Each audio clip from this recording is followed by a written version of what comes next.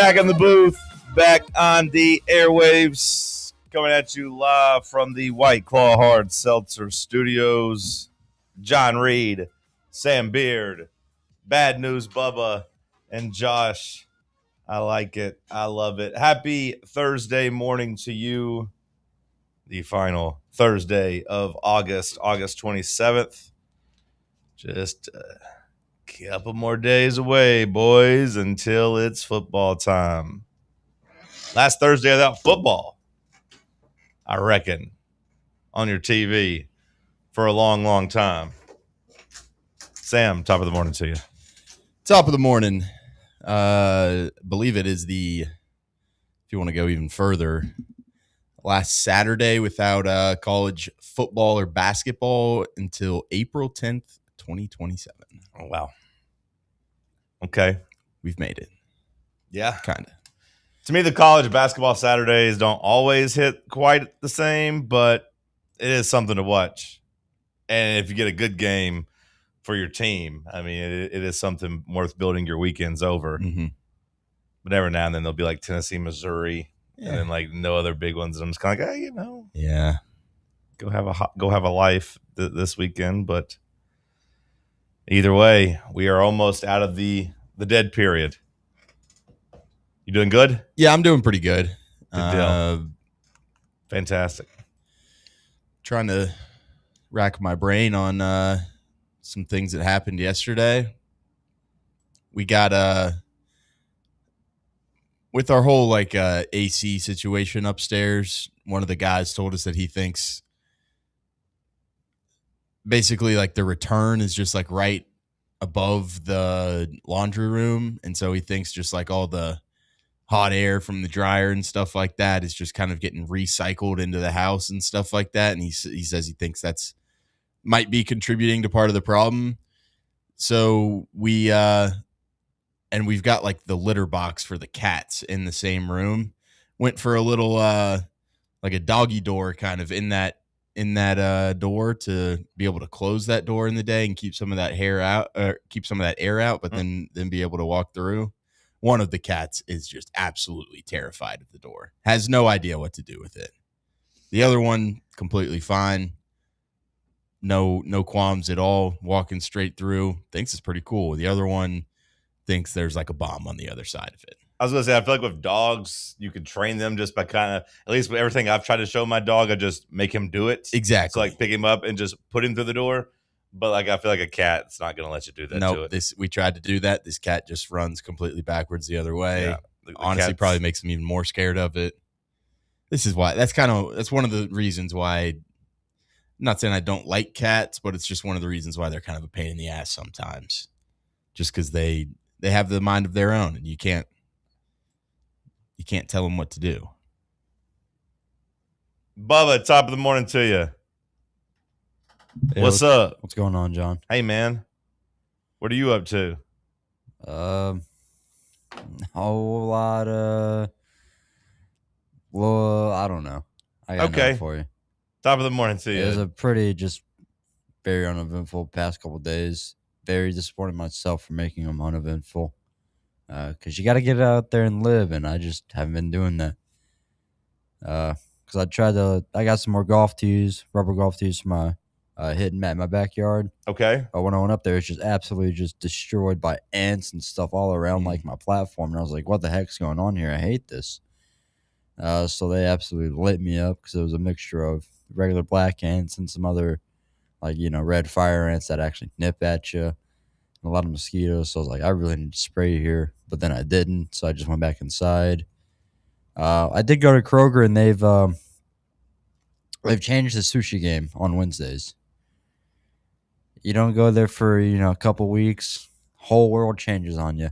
They now offer larger portions and family-sized platters at certain prices.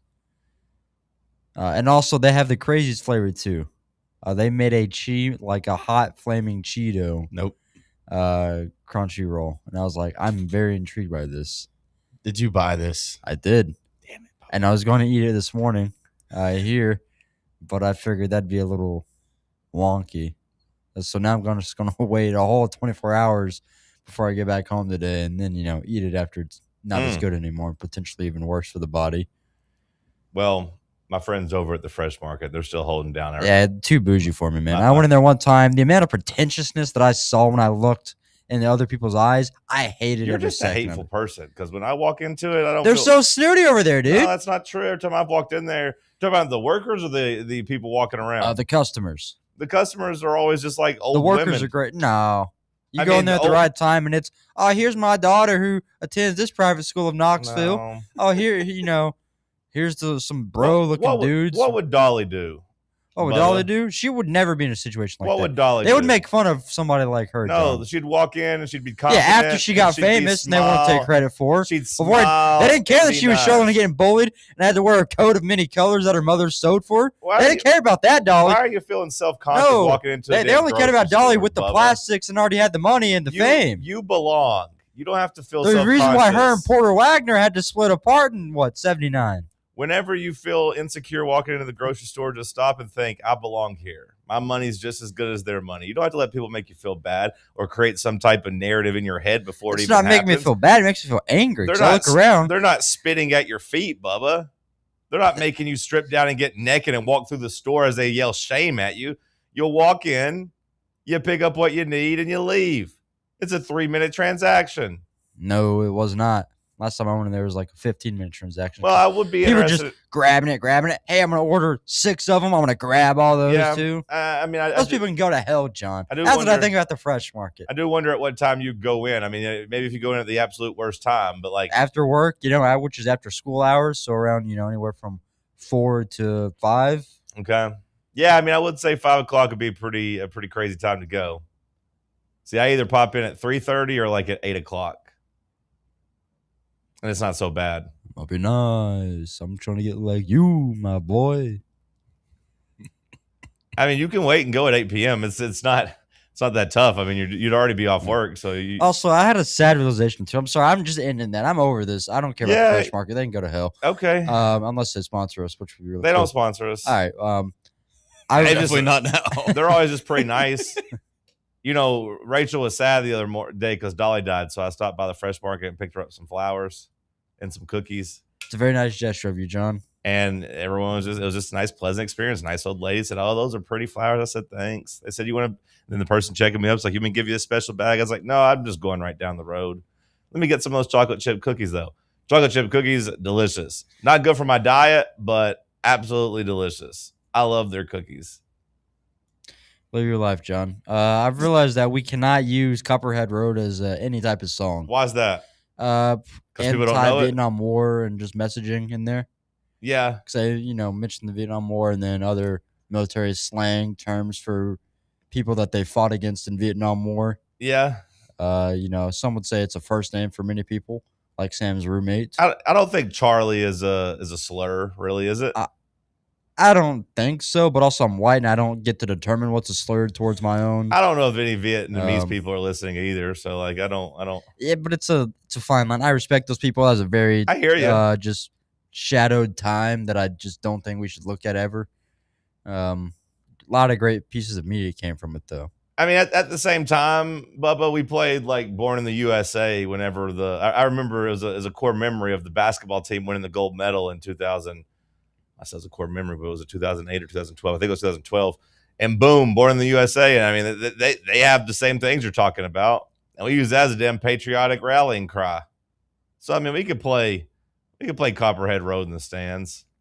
I'd say it's more so about just more of the illegal bootleg and stuff. We only get one of those songs, and we do that with Rocky Top. So I was trying to think about other like groups that have some ties to Tennessee. Paramore did intrigue because I think they were formed in like Franklin. So like I respect your exercise. I just don't think Paramore is going to get the nod as the fourth quarter Misery song. Business would be absolutely electric. So would be Ain't It Fun. I mean, we could do some 3-6 Mafia while we're at it. We could do Kings of Leon. Dolly wrote them a letter. Kings of Leon with either Use Somebody or Sex on Fire. That'd be pretty fun. And then I came back to it. Kenny Chesney. Where I come from. Back where I come from would always hit. But see, I appreciate your exercise and I appreciate that beautiful mind of yours, Bubba. But like the conversation was really just about Dolly. It wasn't See, I about think changing people. the song. I'm gonna be a very big Debbie Downer here. No way. You? Come on. I just don't think we could do a song like Jolene as the fourth quarter song. Yeah, I hear you. I hear you. That's kind of where I ended up at yesterday as well. I love Dolly. I love her music. Sure. Okay.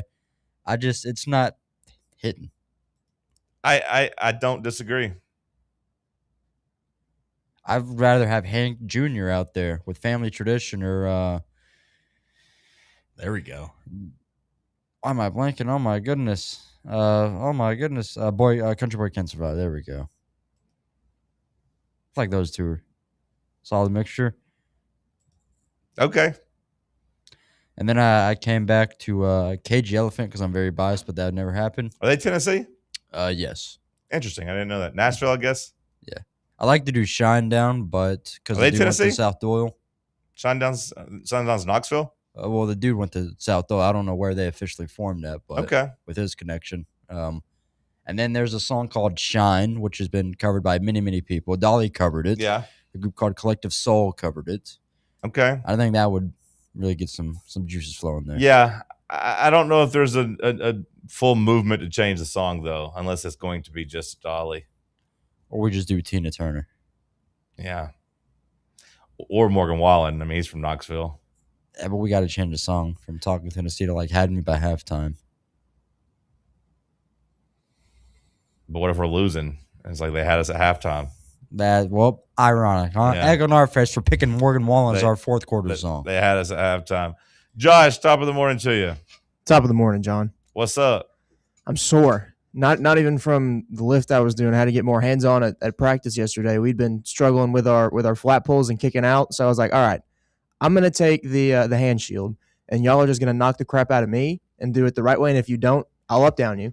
And they loved hitting me, so I'm bruised up all on my shoulders and chest and everything. But we got out of it what we needed to. Nice. So, There we go. I hope you put those boys through absolute hell. Up downs for days. I would have if they didn't hit me, but I said if you try to knock me over, and they sent me flying. I didn't get knocked over, but man, they went after me. What's the biggest boy you got on your offensive line?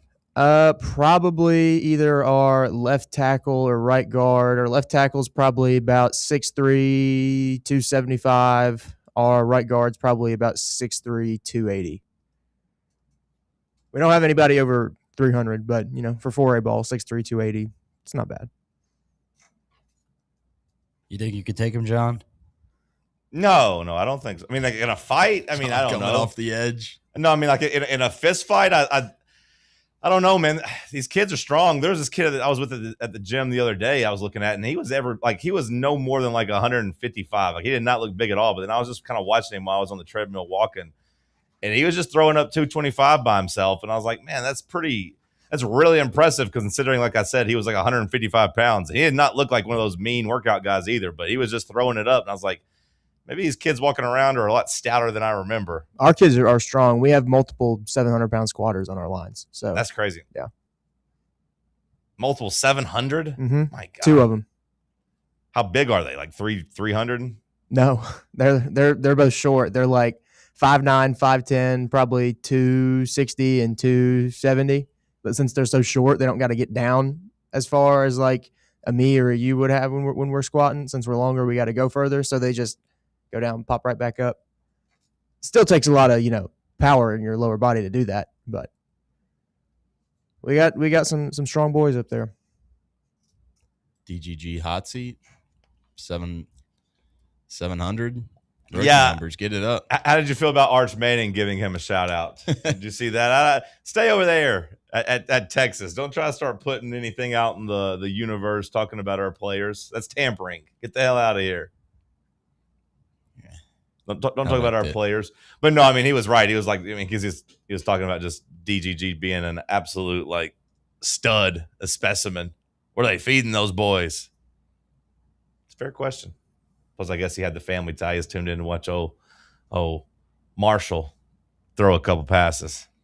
I know he's a Manning, but he is very comfortable on the mic for a guy that hasn't necessarily like had his play back that up, you know what I'm saying? He's been media trained since he was like 4 years old. I know, that's what I'm saying. He's a Manning, but like he's very comfortable up there. You can tell he's very comfortable in his own skin. Well, I was gonna say, like, I mean, I feel like you should be if you're a Manning. Like, anytime talking football or talking to the media, like you're a beloved family that kind of gets the benefit of the doubt no matter what.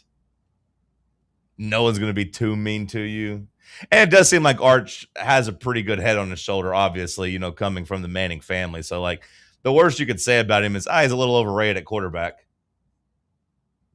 He's done a really good job of, like, not creating any type of drama, surrounding himself or the team or anything. So, like, if you live that way, there's no reason not to be comfortable talking to the media.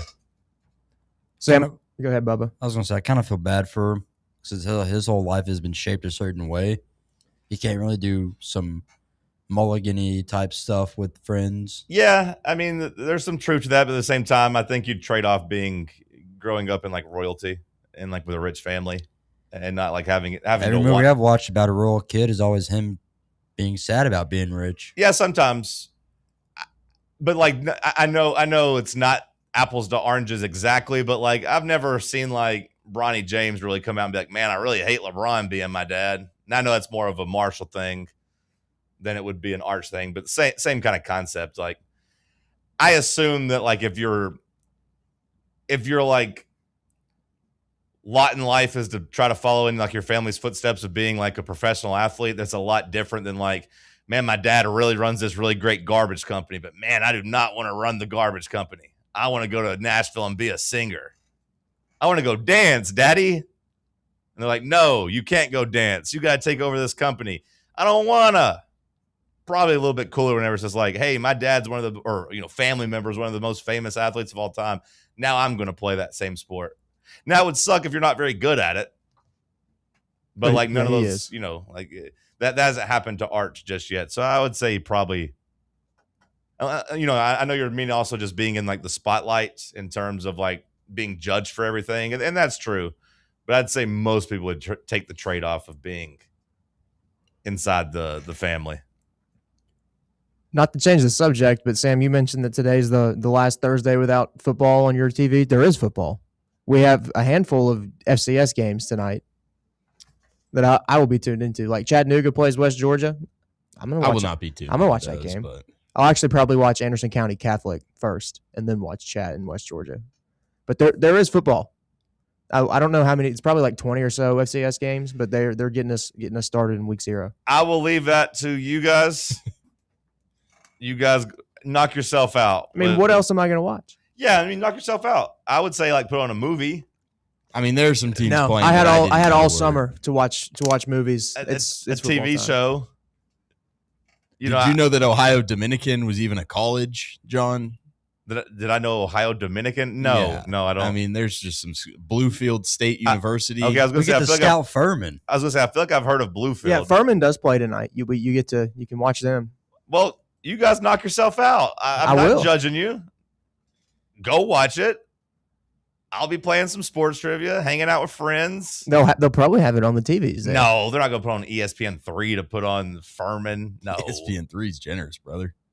Well, I think is that what they just refer to ESPN Plus as now? Well, it used to be. It used to all be ESPN3. Sure. You're right. I showed my age there. That's what it was originally called when it first came out. Like, everything was ESPN3. Remember, you could go there and actually just watch stuff without having to sign up for everything and make accounts. That used to be the appeal to go into, like, bars and stuff, is they would have all the ESPN3 stuff, and you wouldn't have to, like, pay the pay-per-view price for the one game. Yeah, no, I showed my age there. You're right. It's not ESPN3 anymore. It's all just called ESPN Plus now. Just put it on the app. Put it on the app. All right, we'll come back. We'll talk some sports. We had some bad news for Tennessee. We'll dive into that. It's Talk Sports on Fan Run Radio. Take Fan Run Radio with you on the all-new Fan Run app. Just search for Fan Run Radio wherever you download your apps. What kind of day is it? It's a White Claw day. Grab a pack, grab your friends. Everything else in life can wait. Your friends shouldn't. Let's go. White Claw. Grab life by the claw. Please drink responsibly. Hard seltzer with flavor. White Claw Seltzer Works, Chicago, Illinois. September 10th isn't just a sale, it's an experience. Join us as Liquor Vault celebrates its first anniversary with the biggest savings event of the year. Experience rare bourbon drops, surprising barrel releases, and complimentary tastings all day. For the wine enthusiasts, you can check out Jason Drotar's Wine Passport Experience. Cigars, they've got them too. Enjoy hourly giveaways, exclusive one-day only anniversary pricing, and surprises throughout the day. Find a Vault Golden ticket and receive exclusive access to Liquor Vault's highly anticipated end-of-year rare bourbon allocation. People will be talking about this event for months. The only question is, will you be there? The Vault Experience, September 10th, only at Liquor Vault's anniversary party. Located at 2901 Tazewell Pike. Check out their specials and sign up to get discounts at liquorvault.com. Are you ready for the start of a new season? Maybe looking for your team to go on a tournament run? Get game day ready with Crumble. Head on over to your nearest location and pick up 12 pre-selected cookies plus exclusive toppers. When you're looking for dessert options, there's no question about who you should call on. Our listeners already know. Last year, the Dubai chocolate was a home run, along with the brownie batter. Oreo crumb was another crowd favorite. What new flavor will set the standard this season? If you're in the Knoxville area, there are 3 locations ready to serve you: Clinton Highway, Parkside Drive, and Maryville. Download the Crumble app to build your best lineup and vote on the best combos. You can even put your bid in to request a new flavor. Order in the app and slide on over to your nearest location. Tell them Fan Run sent you, and as always, it's for the fans, by the fans. Don't miss the cookies.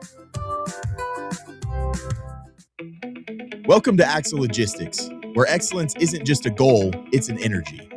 As a leading third-party logistics company, Axle is powered by an award-winning culture built on a work hard, play hard mentality. Here, the drive for success is contagious and hard work never goes unnoticed. Whether you're just starting out or looking to level up, Axle Logistics is the place to launch your career.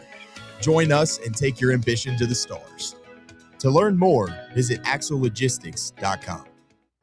Fall just feels different. Cool mornings, fires burning, football on Saturdays, a late afternoon round with the guys, and weekends spent with family. These are more than moments. They're the traditions we look forward to all year. Wherever fall takes you, Inward Half is made to go with you, combining comfort, performance, and timeless style for the moments that matter most. Inward Half. Performance you feel, tradition you carry.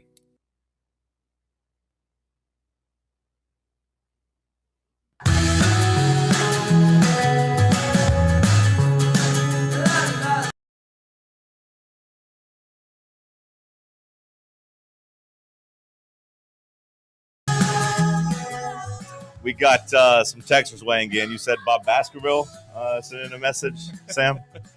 Our friend Bob Baskerville, the drive every day from 3 to 6 p.m. Bob said Bubba's casting some serious Kyle Singler vibes this morning off of his Fresh Market sushi rant. Oh, come on. Oh, that's crazy talk. Come on. So what if me and this Singler guy haven't showered the same amount of days, or, both of them a little fritzy in the head? Are we laughing at that? I feel really bad. I refuse to watch the full video of it. Yeah, I felt bad about that for like a while now. He's been off the rails for a couple of years now, and it's just been sad. Yeah. It took me a while to actually break down, or not break down, but it took me a while to actually like watch it because like you, I've seen it. I kind of knew what it was going to be. But I got to say, for as bad as I thought it was going to be, it still was creepier than I thought. Yeah. Like I was like, is this guy just like, did he just watch The Dark Knight? And like, he's just like, I'm going to try to be the Joker for the next little bit. Cause that's the only vibe I got watching. It does look like those videos that he would like post and send out to the rest of Gotham or whatever. Yeah, that is true. There was a woman teaching us how to laugh the other day on my algorithm. How do the Joker laugh? Yeah, she was like, yeah.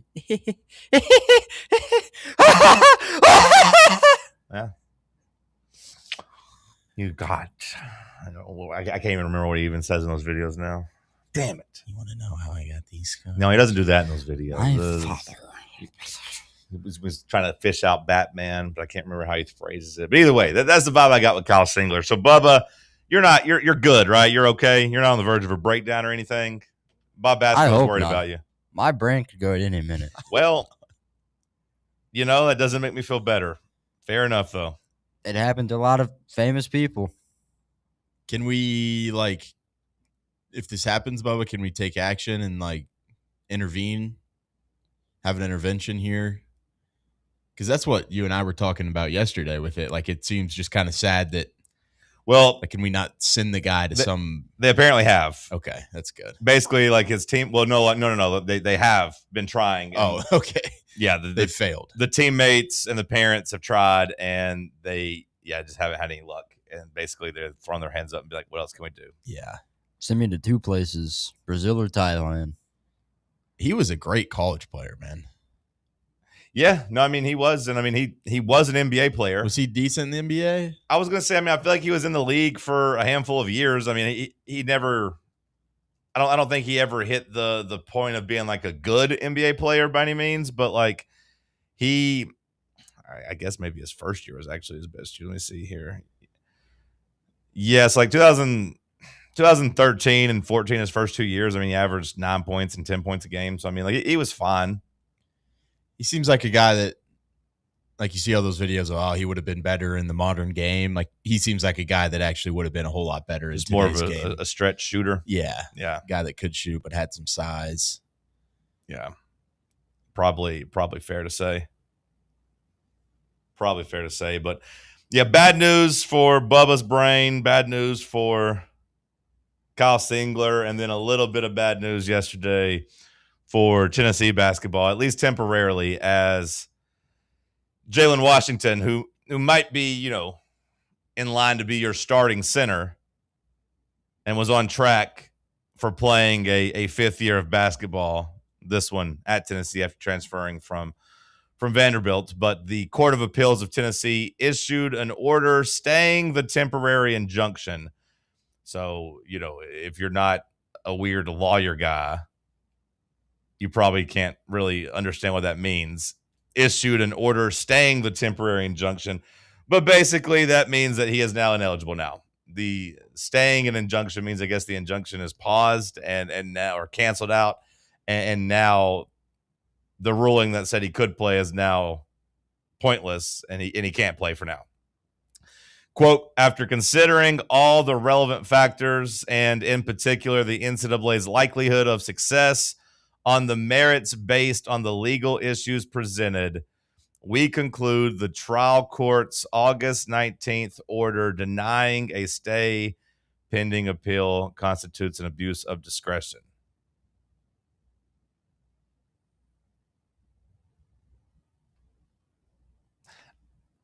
The NCAA then came out and was like, hey, we're encouraged that the courts are actually kind of siding with us right now. The decisions reaffirmed the importance of preserving a level playing field for the thousands of student athletes and member schools across Division I that are competing under the membership's rules.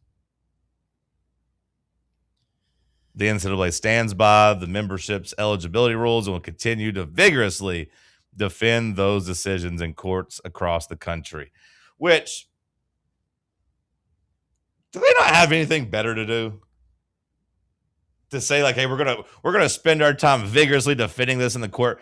Like, at no point do they feel silly and just be like, you know what? Maybe the basketball players, maybe we should just go ahead and do it for this class that we said like we weren't going to do it for. Like, what's it going to hurt at this point? Because now it's just causing more turmoil. The NFL stuff, even if Tennessee was benefiting from it, I would be like, hey, like that's probably not right. Bringing back guys that are signing contracts. Even if Tennessee was on the right side of it, I'd be like, you know what? I'm completely on board. This is dumb. This shouldn't be happening. Yada, yada, yada. I didn't feel that way necessarily even about the Indiana's guys that came back to play football. Mm-hmm. Like, I don't think, like, maybe we don't want Indiana to be a juggernaut again. Maybe we don't want Indiana to be like a national champion again. But I didn't see anybody really being like, hey, those two players that came back to Indiana, protest them. Everyone's just kind of like, you know what? Good for them. Sucks for everybody else, but good for Indiana and good for those players who, weren't on NFL teams. I think the timing of the basketball stuff was interesting, right? Where you had, teams adding in like July and, in August and now late August adding players. That's kind of weird as school gets ready to start and as rosters kind of already started like taking shape. but there was still enough a window where I didn't really have that much of a problem with the fifth-year guys getting to play basketball. And it's just gross that it the non-pros, by the way, the non-pros, the non-G League guys, right. To me, it's just gross that it's like it's just on a state-by-state level of, all right, well, if a guy files this thing in Ohio, or Ohio's I guess a bad example because it's also it's getting struck down. But like if you go to Iowa, let's say, you can have a favorable ruling, but you go to Tennessee and you're not going to be able to play. Like, to me, that's just, I go back to whatever the ultimate mission statement is for the NCAA of looking out for the student athlete and trying to be able to protect them and help them grow in their careers and stuff like that. And it just sucks that it's good in one place and not good in the other place. And if you filed here, you're just out of luck. Like, to me, that's just kind of a nasty ruling when it just feels like you can go to any state and you feel like you might get it here, but you might not get it in the other place. And I don't want to make it sound like I am just upset because like Tennessee's losing out on a player. Because I think Tennessee basketball is going to be really good with or without Jalen Washington. Like, I prefer having him. Tennessee would be better with Jalen Washington. But, like, I don't think it's the difference between us being, really, really good or on the bubble. We're not LSU out here scrapping and clawing. Like, we're not even going to have a roster unless we're able to get these guys. That's not the case. But, like, to me, it does just go back to, like, just turmoil and, like, upheaval. And like limbo. To me, that's the worst thing about the NCAA is just like the limbo it keeps people in. And I get it. The courts take time. Appeals take time. Some of it's strategically used to benefit the players. But most of the time, I feel like it hurts the players and hurts the schools. Just like being put in limbo. And like I said, with the roster upheaval in July and early August. Okay, it was a little weird having players all of a sudden get added to the team. I agree. But to me, it's worse as school's already started and been going on for 2 weeks now to now start coming around and telling these players they're ineligible. Like Jalen Washington, I imagine is pretty like set up here in Knoxville now in terms of like having moved here. Yeah. And is in classes and has been with the team and, planning to move forward. And now you're keeping him in limbo and in Tennessee. So, like, that to me goes with your point, Sam, about just the idea that the NCAA is supposed to be, like, protecting the student athletes. Like, that's not protecting the student athletes. That's putting their life in turmoil and limbo as the school year has already started. And, Jalen Washington's just the name here in Knoxville. There's people like that across the entire country. And again, I don't think many people really had a problem with the extra players coming back to school for a fifth year as long as they weren't basketball professionals. As long as they didn't go through the draft and actually play like on any G League. Because I feel like even in basketball, I have less of a problem with people coming back, like even that went to the draft and like went undrafted if they were there last year. Like it's not as cut and dry to me of like a hey, slam dunk, they should come back. But like if the only professional basketball they played like was this summer in the summer league, that to me is different than like being in the NFL training camp like days before the season begins. Mm-hmm. Now I don't necessarily love the summer league thing, but like I think to me that's not even the same thing as like being on an actual NFL in an actual NFL training camp. Maybe that's a little hypocritical. I don't know. If you present the other side of saying like, hey, even the summer league guys shouldn't be able to come back, I might not fight you on it. But like it did feel gross when you hear the details of like Lane Kiffin calling and tampering with NFL contracts and NFL guys as they're trying to like accomplish that dream. There's hundreds of summer league guys that like don't really have a shot at the NFL, or excuse me, at the NBA. That are just kind of there that don't even like play in the actual summer league, really. They're just like on a roster making I think you get like $1,600 for the entire like summer, essentially. To me, like that's again, if you want to tell me that's not great, okay. But I'm saying I think there's even more wiggle room with the quote unquote professional basketball players. Well, and I think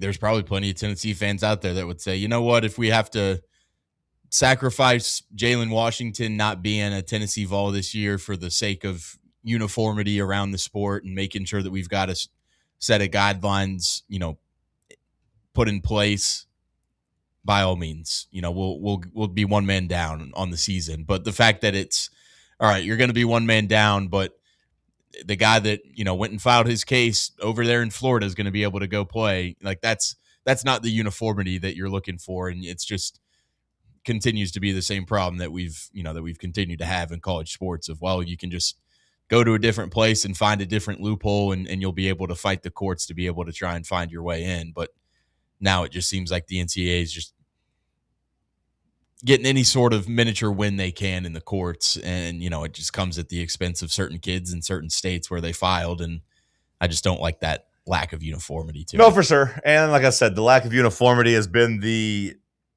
it's been the calling card of the NCAA the last handful of years, where it's just so-and-so gets an extra year of eligibility, so-and-so doesn't. And you don't know why, which is kind of why we're in this point, at this point in the first place. Because they didn't have a uniform rule for so long, and people were suing. And every now and then there'd be the one really viral story where like somebody had been like in the military and like lost a year of eligibility for that. I remember like that. I don't remember the exact details about that, but like in like 2017 or 18, I feel like there was a guy that went super viral because he was ineligible because he had played like on a military intramural team or something stupid. But everyone points like, this is really dumb. We should the NCAA should have to let him play. And they wouldn't. But then be like, hey, this guy's got an 8th year of medical red shirt. Let him play. I was like, how does this make sense? I'd go AWOL. Coward. But the idea that, like Sam said, it's good in some states, it's good in some other states, it's just dumb. I wouldn't have a problem. And I don't think most people would if there's like, hey, all guys who are seniors that have a spot that can come back and play for a 5th year, like we're letting everybody else do, go for it. I think that's just the most frustrating thing is we don't know what's what. We don't know why this person's getting it, but this other person's it's just really hard to follow, and there's no consistency within the rules. So like we don't even really know what to expect. Well, we start off looking to see whether or not their parent is attractive or not, and then we go down from there. But for now, Tennessee without a big man, we thought we were a big man shy. We filled that role with a guy that I think some people are pretty excited about, and now you're kind of back in limbo. Same thing with your baseball team with Reese Chapman. Ben McKee had the note that like he packed up and drove all the way back from Denver last week, heading back to Knoxville with the understanding that he was coming back to be a baseball player, that he was going to be back on the team. And then by the time he got here, the courts had kind of come back and be like, well, actually, no, he's not eligible right now. So they're like, okay, we'll throw you on right now as like as an assistant coach, as a grad assistant coach. We'll put you on there now and give you a spot with the understanding that if this gets cleared, you can get back to being an actual player. But again, that's just another life in limbo, which to me, when it's built around the school year, a little bit different than when you're doing it like in June and July. I mean, can you really say it being built around the school year matters at this point for these athletes, though? Well, that's part of the hypocrisy, though, to me, is that it's supposed to be. And like every now and then they'll come out and be like, it's about the student athlete, but then you realize that it's not really about school. No, it's not at all for them. Right. But they still try to pump that lie every now and then. And it just makes them look even dumber. But that's the latest on Jalen Washington. I haven't seen anybody act as if this is going to be like final, or that Tennessee is cooked here, or that Tennessee is giving up on Washington. I imagine multiple schools across the country feel that way about their players. I would imagine this just gets back in a courtroom somewhere and there's more tosses and turns and winding roads. I mean, do we want to hit on what the SEC and these other conferences came out and said? Yesterday after we got off air, that they ruled that NFL players, can't come back, and there's like suspensions and all this stuff. Yeah. No, I mean, like we're in a war right now. A legal war room is going to be the one of the biggest subplots of the college football, at least the early on in the season and early on in the basketball season. We'll dive into some of the stuff. The SEC did come out and try to put the hammer down, or at least threaten to put the hammer down. Stick with us. Let's talk sports on Fan Run Radio. Check out exclusive Fan Run video content on YouTube. Just search Fan Run Sports and be sure to like and subscribe. Hey, Vols fans, Cody Brown here. I grew up right here in Tennessee and know what it means when someone says, I've got your back. That's why you can trust Farm Bureau Insurance of Tennessee. Whether it's your home, your vehicle, your family's future, or the business you built from the ground up, we will show up for all of your insurance needs. We are Tennesseans who understand what matters, which is doing right by you. Insurance is not all about just paperwork and policies, but it's about the people we insure every day. So if you want insurance that hits home, give me a call at 865-992-3871. Go Vols. Yeah, it's another day, but what kind of day is it really? A day of doom scrolling? Laundry day? Nah, it's a White Claw day. Light and refreshing tasting, uniquely cold way filtered. There's an iconic flavor for everyone. So grab a pack, grab your friends. Make the most of each day with those who matter most. When you're together with White Claw, every day is a once-in-a-lifetime experience. You just gotta grab it. White Claw. Grab life by the claw. Please drink responsibly. Hard seltzer with flavors. White Claw Seltzer Works, Chicago, Illinois. Citizens National Bank. Are you getting penalized because you can't make it to your bank on time? No need for unnecessary roughness. It's time for a new game plan. Easily manage your accounts with Citizens National Bank's mobile banking app. Check your balance, deposit a check, and pay a bill all from your phone with CNB's mobile banking. Citizens National Bank. Banking never felt so good. Member FDIC. Is your car ready for the road ahead? At Matlock Tire and Auto Service, they've got everything you need to keep you and your family safe on the road. Whether you need new tires, a quick oil change, or expert repairs, Matlock is your one-stop shop that keeps you moving safely. Matlock's certified technicians offer top-notch service for brakes, alignments, batteries, and more. Plus, they carry all the top tire brands, and they're the home of the world-famous price match guarantee. Bring in any competitor's ad, and they'll match the exact same tire for the exact same price. That's how Matlock Tire goes the extra mile for you. Convenient, reliable, affordable. Matlock Tire and Auto Service. Visit any of their 5 area locations in East Tennessee, in Farragut, Lenoir City, Maryville, Athens, and Hardin Valley. Find the location nearest you and schedule your appointment online today at matlocktireservice.com. Located in Knoxville's historic Old City, Barley's offers great food, live music, the best draft beer selection in town, and now your new favorite place to watch sports. Their indoor projector is perfect for any weather, and they've revamped their upstairs area with more TVs to take in all of the action. Their menu features hand-battered chicken tenders, juicy burgers, fresh salads, and the tastiest pizza in Knoxville. You can enjoy their happy hour drink specials daily from open until 6 p.m. Barley's Tap Room and Pizzeria. Now that she's back in the atmosphere, I'm afraid that she might.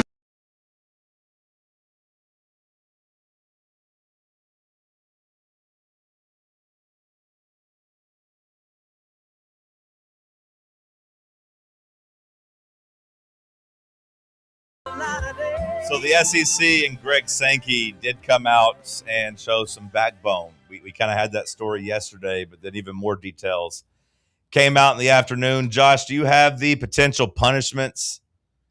Yeah, I do. That the SEC has the power or has given the power to Greg Sankey to dish out to LSU or maybe Texas A&M. Texas A&M, a now a candidate to be going up against the SEC as a court, sided with the Texas A&M basketball player yesterday and explicitly said that like any of the conference's rules basically didn't supersede what the court was saying either. So that makes Texas A&M an option here to try to go up and test what the SEC is trying to do here. Yep. So I've got them right here. The coach suspension is one, a half-season suspension for the head coach of the offending program. There's also financial fines. It's a fine equal to 50% of that specific sport's annual operating budget. They also get the loss of privileges for voting on business matters. So that's like league meetings and things like that. And then Greg Sankey holds the authority to dish out additional penalties that he sees fit as well. So yeah, Texas A&M senior guard Bryson Warren, who played in the G League with the Westchester Knicks, was apparently granted a temporary restraining order in his eligibility case yesterday. made him immediately eligible to play and participate in team activities with Texas A&M. It came less than 24 hours after the SEC put out their big statement. And again, this is a guy trying to come back to school after having a professional contract. This isn't just a Jalen Washington situation where a guy's trying to play a fifth year. This is a guy who had a G League contract and would fit under the professional caveat that the SEC put out explicitly saying that those guys were prohibited. I mean, like, this just shows how stupid this is. We've got Jalen Washington ineligible who, didn't even sign a deal and played in like one summer league game, and then we're given eligibility to a guy who's got appearances in at least 15 games for 3 straight years in the G League. Wait, he did what now? This guy's played in the G League for 3 years. Oh, really? Played in 17 games in 2023 and 2024. Oh, okay. Played in 34 and 24 and 25, started 15, and then played in 21 last year and started 17 of them. Like, this is a guy, and he also averaged 20 points a game last year in the G League. Like, your focus should be on trying to get your game to the NBA, not coming back and beating up on college kids. Yeah. But now you have, like I said, Texas A&M entering the mix, which, by the way, I know we said it was a unanimous vote, but I did see the caveat that it was a 15-0 vote. LSU did not vote against it, but they did not vote for it. Meaning LSU, begrudgingly took their medicine and knew that like they were going to have to at least not give a nay vote, or else they might get beat up at the meeting. But they could not, co-sign it and vote in favor of it. Half a season suspension, fine. I mean, those are big threats, but like,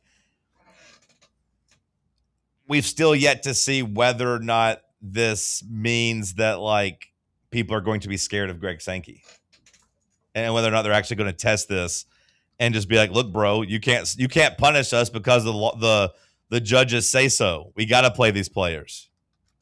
I'm sure Lane Kiffin will test them. Well, if Lane Kiffin does test them, like, at what point does LSU then all of a sudden start stacking up a firing for cause, campaign for a year or two from now? Because like, this feels like it would be sending your entire university and entire athletic department. Because, oh, by the way, I did see that like apparently the punishment can also go up even higher. It doesn't just stop at like the coaches or the athletic director even. It gets into like the president, the chancellor too, of like basically you're taking your whole school into war. Good. Over what? Is eventually where we have to have that conversation end up at, right? Like maybe at LSU, like Will Wade is like, hey, Robert Luis is worth it. He will get us in the tournament. Okay, maybe I'll listen to that, Will Wade, because you do need a lot of help. But like, if you're Lane Kiffin, what do these 2 Ole Miss players really do for you? Is it worth sending your entire school into war with the NCAA and with your own commissioner? Like, if you're Texas A&M, if you're Bucky, if you're trying to play some Bucky ball, like, what is Bryson Warren really going to do to change your program? Maybe he does. Maybe you become a good team with him and you're top of the SEC with him. I don't know if Bryson Warren's any damn good. I don't watch the G League. But at a certain point, yeah, we're going to have those discussions of like, do the ends justify the means? And I just haven't really seen those players just yet that I feel like would justify the means. If it was Vanderbilt doing everything they could, just hypothetically, to get like Diego Pavia back, I'd look at that and be like, you know what? Kind of makes sense for them. That's their best player of all time. Like he made them a 10-win team, and maybe if they had him back, they stay at an 8 or 9 win level, maybe a 10-win level. I would look at them and be like, you know what? I get it. If Tennessee didn't have beautiful, physically gifted Faison and was like, hey, it's George McIntyre, or we could like do everything we could to sue to get Joey Aguilar back, I would get it from that perspective of Tennessee doing everything they could to bring a quarterback in. Now we have the beautiful, physically gifted Faison here ready to take over, so we don't have to do that. But I'm saying, like, if it was an actual, like, program changer, I would get it. To me, I'm going to guess Bryson Warren isn't a program changer for Texas A&M. And I don't think either of these NFL cast-offs that are attached to Lane Kiffin and LSU, they don't feel like program changers. So, like, what's the point? Because I know Lane Kiffin doesn't care about the players. Like, you can miss me with that. I think he cares about one player. Himself? Whit Weeks. Because he's with his daughter. He probably doesn't even care about him. But like Lane Kiffin, of all people, he can't be the champion of the working class in his mansion. You know what I mean? Like, he can't. The guy that left his team before the playoffs and left his team as they were trying to win a national championship. And yeah, he wanted to stay and coach the playoffs. That's fine. He can claim that. He knew that was never going to happen. He can't be the guy telling me, oh, I care about the players. The guy that left all his players in Knoxville after classes started so he could go to USC. Sorry, buddy. You don't get to be the champion for the players in those relationships. That just ain't going to happen. They literally asked the Louisiana governor on his perspective on this, and he said, direct quote, don't hate the player, hate the game. But this is just... That's not really how I want my... Can we just nuke the whole state of Louisiana? That's not really how you want your governor talking. I get that. No, that's bad tragedy, Sam. Remember, they went through some stuff back in 2000, The phrase does make does make sense, though. The point is taken of him saying that, though, of like, hey, don't hate us. This is all the NCAA's problem. Like, I get what you're trying to go for, brother, but you lose credibility in that take when you're the only one doing it. Whenever you're the only school trying to do it. Yeah. It's one thing if Lane Kiffin's like, hey, if we don't do it, every other school's doing it. But so far, nobody's getting in line. Yeah, right now, brother, it's you and kind of just you. And I guess maybe now, your basketball program for sure. Like Will Wade's trying to do it too. And then maybe now Texas A&M. Although, like, we don't know for sure if Texas A&M is going to pursue anything. This just happened to be a guy in court that got a ruling yesterday. I don't know if they're going to force the issue. And to be fair, we don't know for sure if LSU is actually going to try to call Greg Sankey's bluff and force the issue either. We'll find out as the world turns in college football. Hour one of the books. We'll have some news, some headlines to jumpstart hour two. Stick with us. The flagship station for Tennessee football. Fans. Fan Run Radio. Fall just feels different.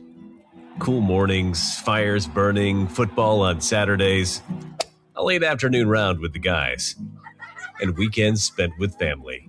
These are more than moments. They're the traditions we look forward to all year.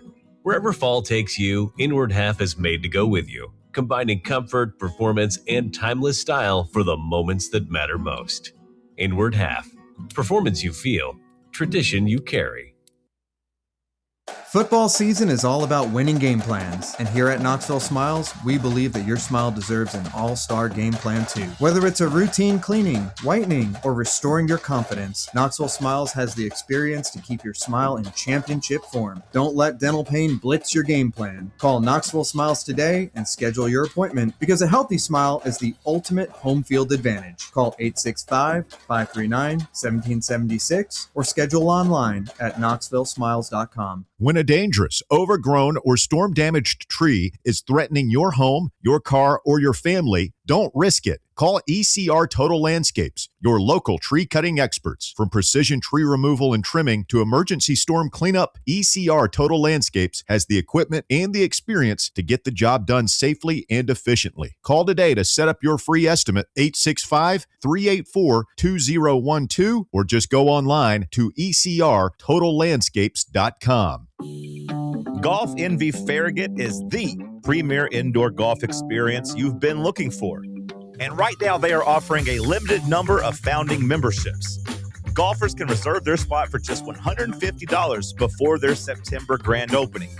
Founding members receive 90 days of unlimited guest passes, as well as an exclusive risk-free first month.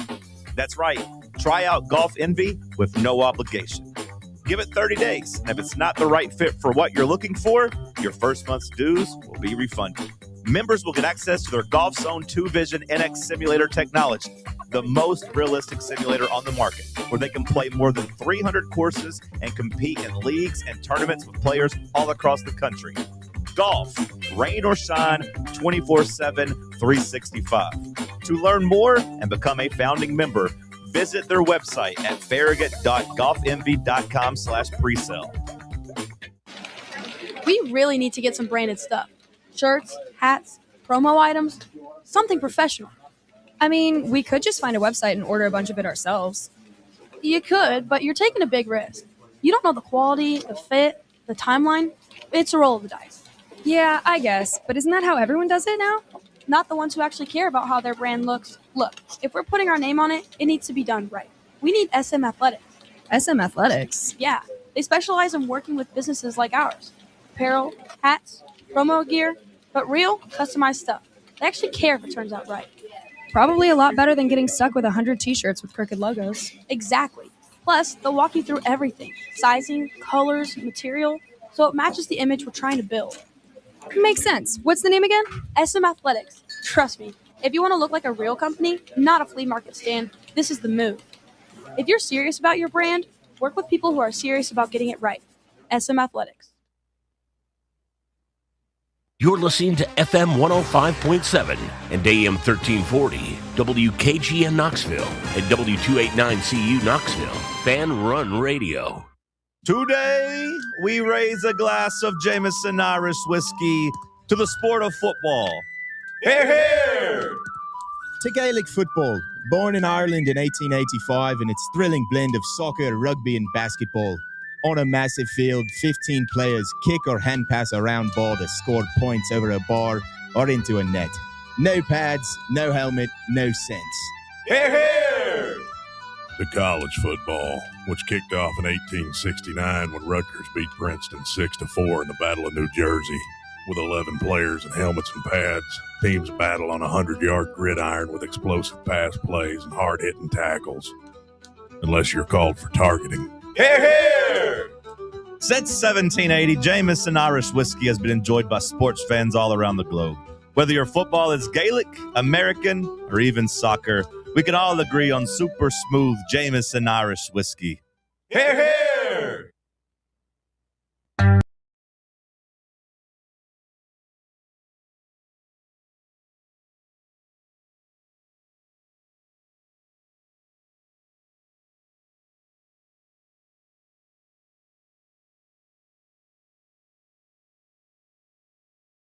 Hour number 2 here in the White Claw Hard Seltzer Studios. All right.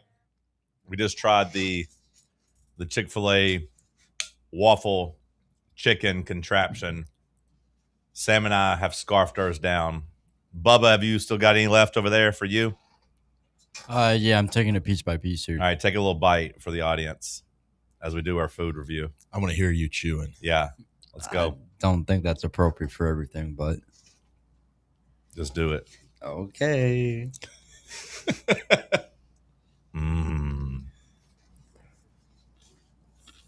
You can hear Bubba. You can hear that crunch. How many booms you giving it, Bubba? If we're being honest, like 2.5. Yeah, I don't love it either. I don't like the waffle part. I didn't either. I think that's because y'all got it delivered, because I had it and ate it in the restaurant on Tuesday, and it wasn't bad. No, I mean, it was still really hot, so I don't think that's it. It was just too sweet for me. Yeah, it's too sweet. Yeah, that's fair. I'm not a big chicken and waffle guy anyway, though. So like I've been on record as saying that. No, the quality was still good, and like if you like chicken and waffles, and if you like the sweet part of it, you'll love it. Yeah, because I enjoyed it. I gave it like a 3 or 3.5. Yeah. No, I didn't even use the syrup that they gave me. I tried to use the syrup just to see if it would change how I felt about it. No, and then it just became even sweeter. Like I mean, need some spice. I don't know what kind of spice, but it just a little kick. Well, they offer the spicy. Oh, they chicken for that. So maybe that would be better. Yeah, a little spicy fillet. I'm not a chicken and waffle lover, so of course I'm not really going to like the chicken and waffle biscuit, but I would just continue getting the chicken biscuit. Like that's what I'm going to do whenever it's time for me to get breakfast again. I'm not going to get that. It's not going to crack my rotation. I give it a nice 6.5 out of 10. I saw people on social media really giving the s'mores milkshake a bad time. I saw people saying that it was not very good, and also that it killed their stomach. Yep. I will not be trying that. I will not be trying the s'mores milkshake. All right, Josh, let's kick off hour 2 with some headlines. What you got for us? First up, there was a title update for the college football video game. Faison Brandon and TK Keys are now in the game. TK Keys is rated at an 84. Faison Brandon is rated at an 80. Say that one more time. Keys 84. Brandon 80. It feels backwards. But I mean, maybe they're protective of quarterback rankings. Yeah, that's probably fair. But I'm just happy they're in the game, to be honest. Yeah. I haven't played it without them, but because I did play it a little bit without him, and now I'll probably just restart the Tennessee Dynasty I was doing just to have those guys. It does feel really dumb knowing, like, if you're a Tennessee guy, like knowing that you didn't have your actual starting quarterback would be hard to play the game. And I can't imagine George was any good at all on the game. He was all right. He was like a 78, something like that. I think that's part of the reason I didn't like last year's game as much as like I did not like playing with Joey, because I liked playing with Nico just because he had like some athleticism and you could actually get out and run a little bit. I need that with my video game quarterbacks. It felt like they got his like downfield throwing just completely wrong too. He was so much better in the video game than he was in real life. Who, Nico? Yeah. Oh yeah. Yeah, he was very accurate down the field on the deep balls. All right, so yeah, if you've been waiting on Keys and Brandon, they are now in NCAA 27. 27? 27. All right, next headline, please. The NFL is abolishing the Pro Bowl, getting rid of it. That was a decently big story yesterday. I think that's been a long time coming, though.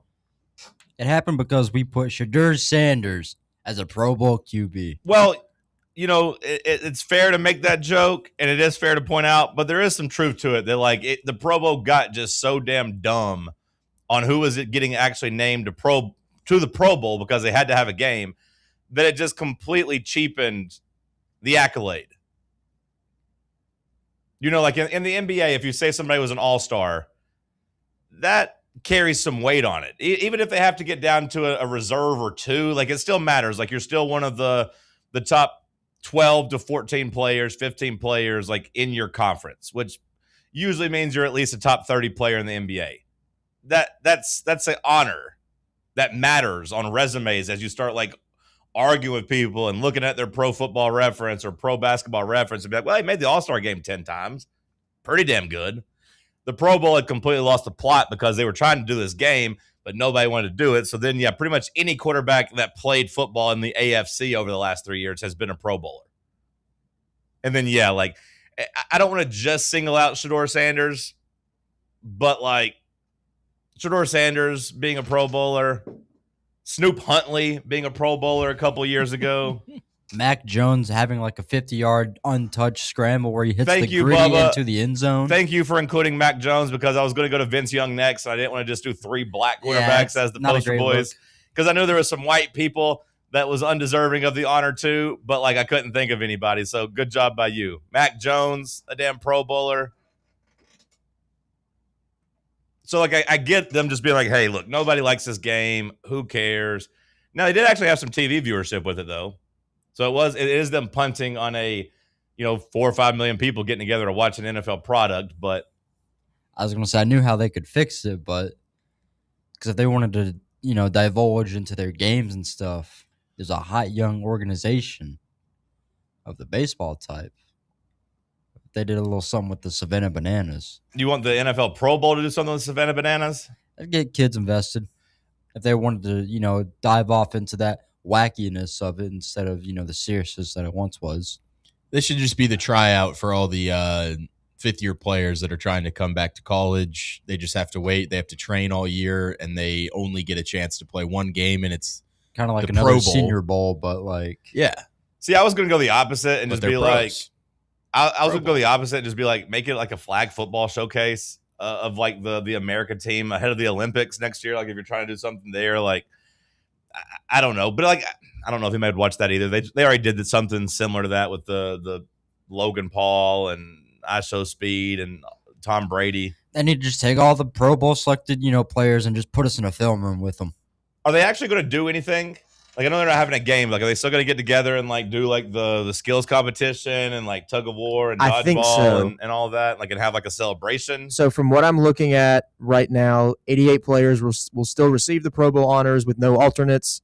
It will remain an individual performance award. And then from what I can tell, they're still going to have that like little celebration weekend where they get out and do some stuff. Wait, how many players? 88. That's too damn many. It's 44 a conference. That's what they've been doing because they had to field a team for a long time to play the game. It's basically 2 per position. Or no, 4 per position, sorry. Sean Taylor would be so mad at this. Who? Sean Taylor. Well, yeah. I mean, he's probably part of the reason that people quit wanting to play in the Pro Bowl, though, because all of a sudden you're out there just trying to have a good time and a missile comes and knocks you out. But lost the love of the game. Lost guys who love playing football. That's what it was. The guys are too soft, man. They'd rather go streaming. Mm-hmm. It is funny. I don't know if the NFL had the same reaction, but like growing up, I don't know if the highlight made it to you guys' generation or not, but like growing up, I felt the same way about the All-Star baseball game where you had Pete Rose running over somebody at home plate and like, but like you romanticized that. And then I remember reading a book where it was actually ruined that like All-Star catcher's like career, like broke his collarbone and like he was never the same after that. Like, and it was just kind of an exhibition. The next thing you know, he's getting bowled over at home plate and just completely changed the trajectory of his life and career. And at that point, I was like, oh, maybe it's not. Maybe it wasn't that cool. Maybe he didn't know he was getting ready to get ran over and dog eat dog world. Yeah, but like, you can tell me it's a dog eat dog world when they're like, 2 pit bulls fighting. It's like, hey, you're fighting to the death. I don't know if you go to the dog park where all the dogs are nice and you just bring a big dog that's like eating everybody and you're like, hey, it's a dog eat dog world. They're like, no, get your dog out of the damn dog park. We're just trying to hang out and play catch, play a little frisbee. You think they should? I'm just trying to run this fake punt here and get 10 yards and pop the crowd. Like, I'm not trying to actually win this game and like make a big statement. Next thing I know, boom, I'm hurt. You think they should kind of take a method from the NBA, like a rising stars kind of thing, but like an all rookie team taking on somebody? Or I just don't think there's any way to play football at half speed. I just don't think there's any way to make football like anything where any of the stars would play because like there's no incentive and like there's no reason to go out there and get hurt. Like I just don't think like guys don't even want to play basketball anymore, Bubba. Like for with no real stakes attached to it. And basketball, of course, is infinitely less violent than football. But they even have people struggling wanting to lock in and do that. So I just don't think there's any way to do football. And Bubba's right. They just want to stream, complain about how their $100 million isn't enough. I have much more of an issue with the no all-star game, like not trying in basketball than I do football, because I actually do understand it from just like hey, we've been bashing each other's brains in for weeks all year. Let's not just do it for the sake of the Pro Bowl. The NBA all-star game, you should be able to go out there and play. I agree. And I don't think it's an injury concern thing either. I think it's a fear of being embarrassed. I just think everybody's afraid to be embarrassed. They don't care. No, I don't think it's that they don't care. I think it's that they're afraid of being embarrassed. I think it's the same reason like you'll see people at the dance club now and nobody's dancing because they're afraid everyone's going to get their phones out and video them and show it and everyone's going to get made fun of. So it's easier to stand and like watch people versus actually putting yourself out there. If you try a basketball game and like you get embarrassed by the other best players or you play poorly and you get slandered, it's not worth it's not worth the reward of going out there and playing good for some guys. So instead they just don't try because like they're afraid of the best players embarrassing them. That is the worst thing about going out to the club. Because everybody's always on their phones. 5 seconds. Oh, we're having so much fun. And then immediately just look down on their phone. Not looking approachable at all. Sometimes they get a fridge with them so you can't talk to them. It's just, to me, it's all attached mentally to the idea that we just don't really, in sports, I would say 60, 65, 67% of our coverage just skews negative. So like take that and put that like in an all-star game setting. If you go out and score 50 points, you'll get praised a little bit, but not as much as the guy that goes like 2 for 12 gets flamed and made fun of. We just slander the loser much more than we praise the winner. So then guys become too cool to try because there's no payoff for trying. We do it with, like, not even in the all-star game. We do it like in the playoffs in the NBA. The team that loses the series gets talked about way more than the team that wins the series. We talk about the guys who don't win the championship and don't come through in the clutch way more than we talk about the guys who actually perform well.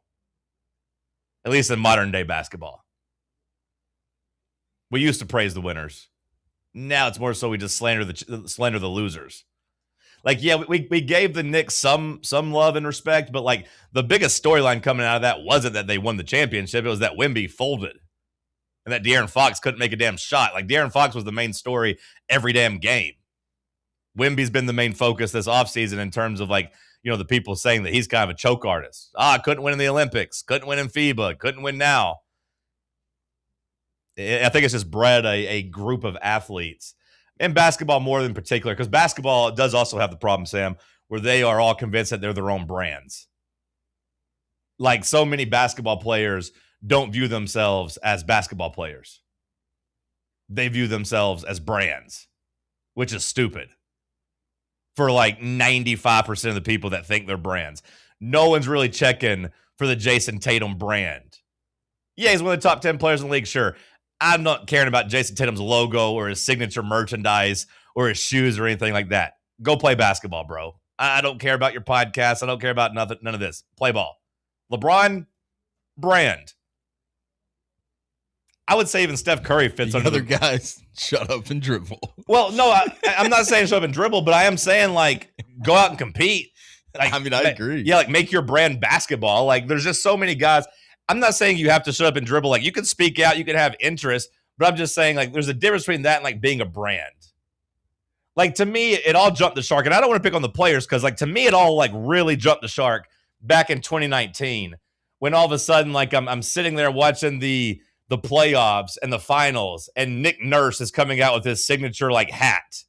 He's wearing a Nick Nurse hat with his own logo.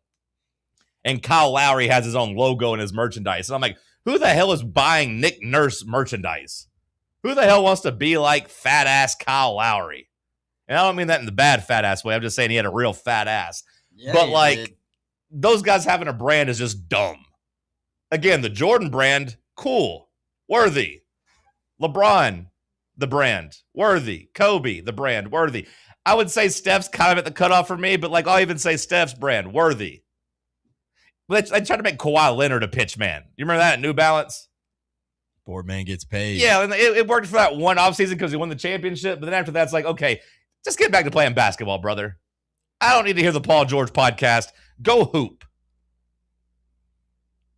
So I do think it's just like protected brands too in this. Should that be what the All-Star Game's played for? You lose your podcast platform? Would they try harder? Well, I do think the All-Star Game. There's way too many player podcasts too. I do think the All-Star Game tapped into something better last year in the NBA with the young guys versus the vets versus the world. Like that was pretty good basketball.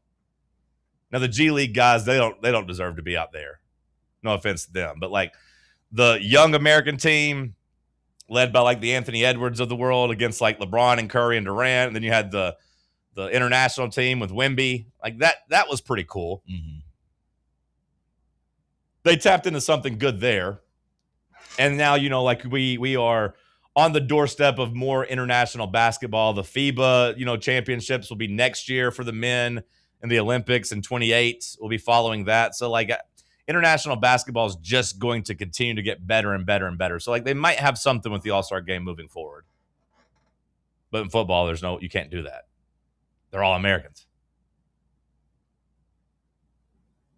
Anyways, anything else, Josh, we need to hit?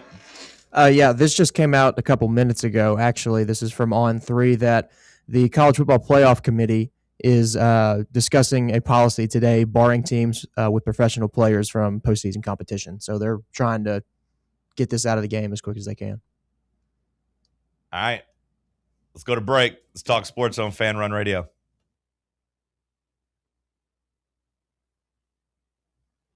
The flagship station for Tennessee fans. This is Fan Run Radio. White Claw is taking hard seltzer to new heights with White Claw Surge. At 8% alcohol, White Claw Surge is a stronger wave of refreshment that doesn't compromise on taste. Available in 4 bold waves of flavor like ripe blackberry, citrusy blood orange, zesty natural lime, and tart cranberry.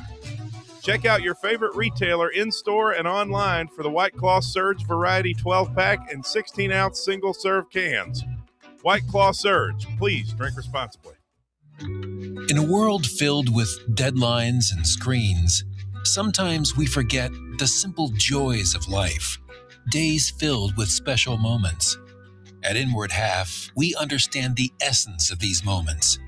Feel the difference between our breathable fabrics and flexible apparel as you disconnect from the hustle and bustle and reconnect with what truly matters. Inward Half. Simple luxury for on and off the course. Welcome to Axle Logistics, where excellence isn't just a goal, it's an energy. As a leading third-party logistics company, Axle is powered by an award-winning culture built on a work hard, play hard mentality. Here, the drive for success is contagious and hard work never goes unnoticed. Whether you're just starting out or looking to level up, Axle Logistics is the place to launch your career. Join us and take your ambition to the stars. To learn more, visit axlelogistics.com. Tired of spending your weekends working in the yard? Let ECR Total Landscapes handle it for you. We'll take care of de-weeding your flower beds, leaf blowing, trimming, mulching, and more. Let us do the heavy lifting so your landscape looks great. Right now, get 10% off your first month of our monthly maintenance package when you mention promo code FANRUN. Reliable service, great results, and more free time for you. Call us today at 865-384-2012 or visit us online at ecrtotallandscapes.com. Ball fans, reimagine your home at Broadway Carpets and Flooring for any remodeling or building needs.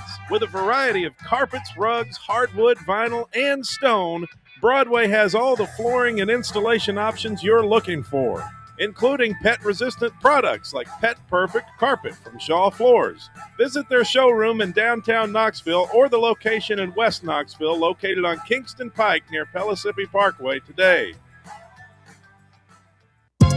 End your weekdays with Overtime, Monday through Thursday, right here on Fan Run Radio, as we cover all things Vols, college sports, and take your calls. It's Overtime with me, Garrett Armbrust, and Caleb DeBusk on Fan Run Radio, weeknights 6 to 8 p.m.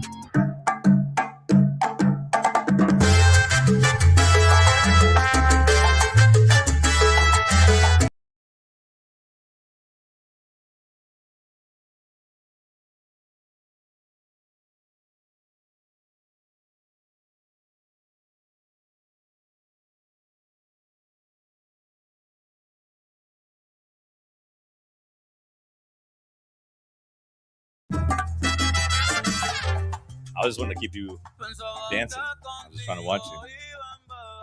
What do you boys make of the bottom line ticker going away? More bottom line on the college football broadcast. I don't like it. I wish it was there. Now, they could have not made it as big and like yellow when, we're looking for flags and stuff that could pop up. It just needed to go back to the standard, like small red and gray ticker. But I liked seeing the updates from the games around the country instead of having to check my phone for that. I like being able to see it on the screen. Is it just for scores, or does it also include like the schedule matchups too? 'Cause Everything. I like that because It's like, everything. I'm watching. It's like, who's playing the 7:00 slate tonight? It's like, oh yeah, this ranked matchup. No, That's it's- cool. yeah, Nope, you have a smartphone, Bubba. Yeah, it's It's everything. easy enough to go do that. I guess we just want to kill ourselves. I can't say that. Never mind. We already said it. Unless you hit the rewind button. Hit the rewind button. Wow, they really want to change the game of football. Well, it is funny that Sam says that about the smartphones because I did see people making that point, which is, I guess, mostly fair. But as someone who used to live out in the middle of nowhere, I didn't have access. Like, my phone did not really like have great service, and I could not have like basically any internet out there. It was very nice being able to somewhat keep up with scores and schedule without having to like. I would have to turn my phone into airplane mode and then turn it off of airplane mode and then stick it up right next to the window to get service. I'd get LTE for about 3 minutes, and then I could go through and put my bets in or look at scores. Like, it is nice having that for people out in the country or just old people who don't want to be on their phone all the time. Just because it's accessible on your phone doesn't mean that you have to force people to go look at it on your phone. That's not why they're doing it. No, we're gonna get the DraftKings ad at the bottom of the screen, and you're gonna eat your slop, and you're gonna like it, you little piggy. Yeah, they're not brought to you by Pat McAfee. They're not just going to keep it clean. Oh, soon enough, we'll just have Pat McAfee telling us what time Georgia and Kentucky play. They're not going to keep it clean. They are going to put something on it that is not just the game. It'll be live gambling odds. Don't say it. Don't put that evil on me, Ricky Bobby. I mean, don't you dare. It might be like, hey, go check out. I don't know who their gambling partner is right now at ESPN, but the live line right now has Tennessee as 17-point favorites. You can go get the bet right now. The over/under is now up to 54.5. Like, it'll be stuff like that. Or just for like, they already put up the stuff at the. I guarantee you they don't get rid of the bottom right where they pop up of like, hey, SummerSlam on ESPN Plus, Nope, sure next not. weekend, or hey, I know they don't do UFC anymore, but you know what I'm talking about. They sell the other games and sell everything else. They're still going to use that for advertising.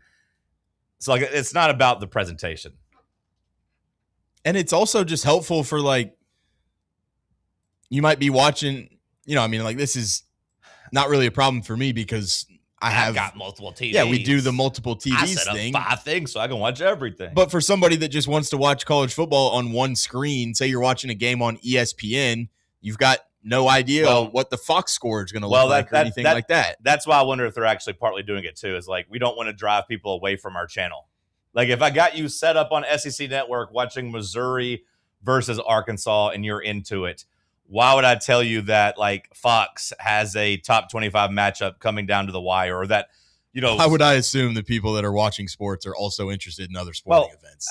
Shame on me. Well, yes, but at the same time, they want you watching their product and not their competition's product. I guess. Like, we wouldn't start telling you who the sports animal has as guests. Like, we wouldn't be like, hey, tune in, next hour, next segment, the sports animal is going to have, so and so on. We don't do that. This, to me, though, this is just like I'll do it if we have to. ESPN caring about all the wrong things. I mean, but you can now watch college football on Disney. They select 2 games a week, and you can watch it on your Disney Plus account. I'll probably just get a Pat McAfee altcast where he's just doing a whip around coverage of. He's probably going to create College Red Zone. He can just become Scott Hansen, and he can just say, "Oh, well, we've got a barn burner over here with Boston College Pitt." Rather Scott Hansen than Chris Hansen.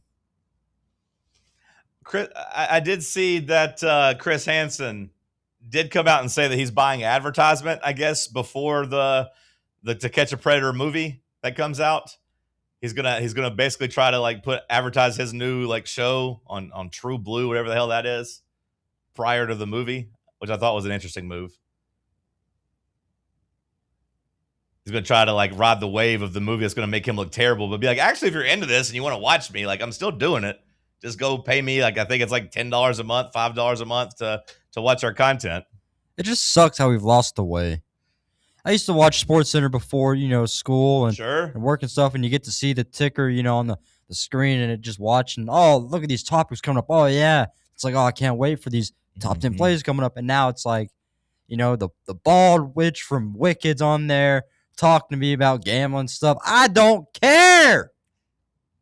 Bubba's such a. I agree, Bubba. Bubba confuses me sometimes because sometimes he's afraid to say anything because he's so woke, but then he comes out and makes the bald lady from Wicked joke. He's a wild card. I know, but sometimes he's too afraid to say anything. He was afraid to call Vietnamese Charlie, which is a very. I don't know if that's offensive or not, but Bubba was scared to say that. But here he is calling this woman the bald woman from Wicked. Because the only thing they have in common is that they're both bald and black. And I'm just like, it just doesn't line up to me. Either be super ultra woke all the time or don't be that way ever. I don't know. Pick and choose. Keep being a hater, Bubba. But point being, like, on one hand, yes, Bubba, I agree that, like, we lost our recipes and it was really nice to be able to go and, like, sit in and watch SportsCenter for an hour.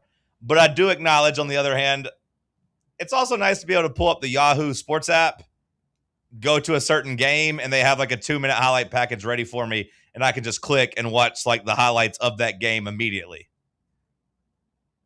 Would I trade off ESPN and SportsCenter being a little bit different to actually have the power to like look up all this stuff instantaneously and not have to wait 45 minutes before they show baseball highlights in SportsCenter?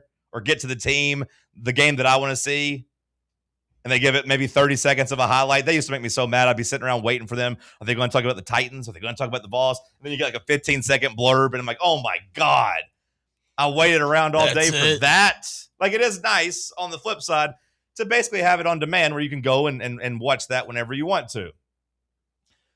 But I do think, I do wonder, like, how much of that does have of what we talked about, like getting people to Fox or getting people to change the channel. I know, as the worldwide leader in sports, if you believe that ESPN should just be about promoting sport, I get your complaints. But from a business, they don't want you going to the competition. They want you watching their advertisements.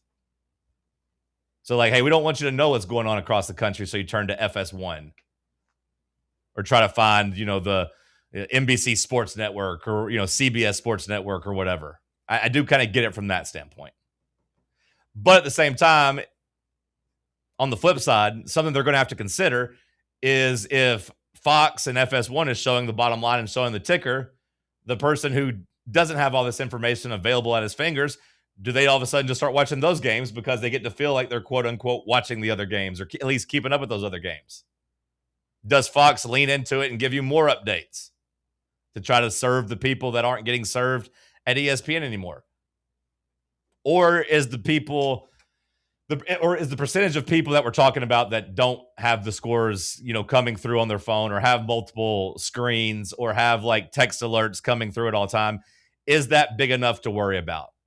Is that more of like 5% of fans, and you can't cater to 5% of fans if you're a big business like that? You have to just try to serve as many people as possible and give them as much as possible.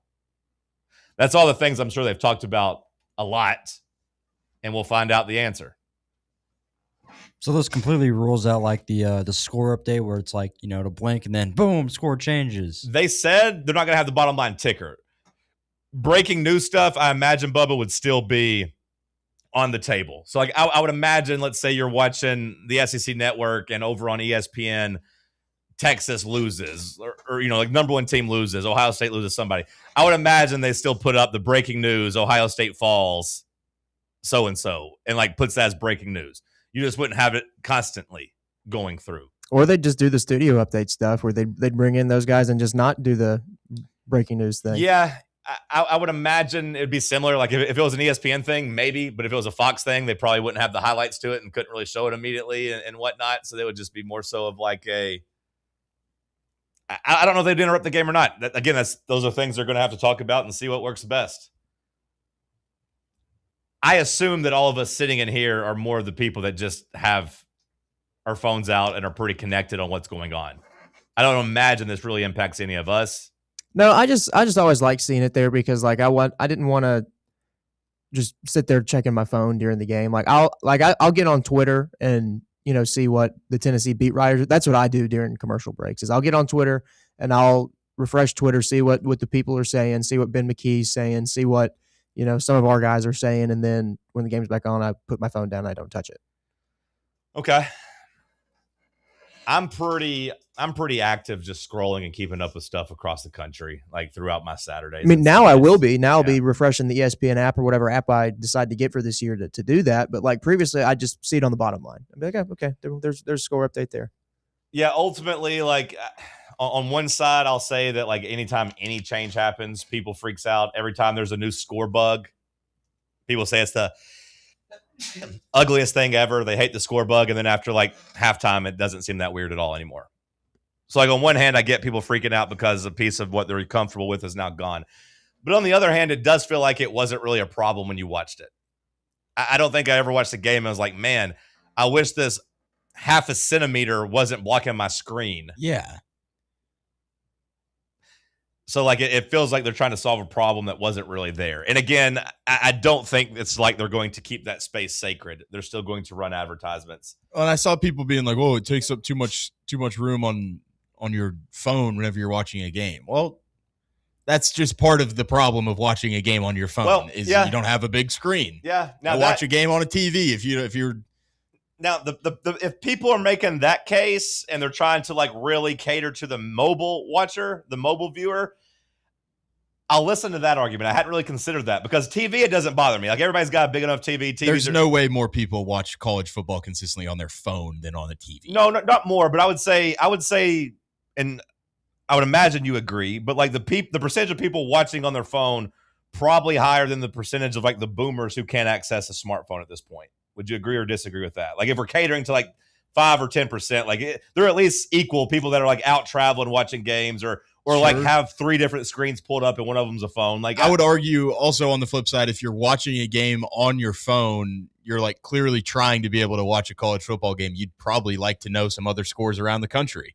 That removes fair. your ticker. Yeah, no, you got to then click out of your game to then go scroll through all the other scores that you want to go see. No, I mean, and that's a completely fair rebuttal. I'm not trying to defend them. I'm just saying I hadn't considered that because the bottom line does take up more of your screen on the phone, especially when they start throwing the advertisements out there too. Like at a certain point, you're like, man, I can't even see half the damn thing. But again, it's not something that causes me to not watch it. I still pull it up, and it's like people like me or older are like, man, this is great that you can watch any game at any time on your phone.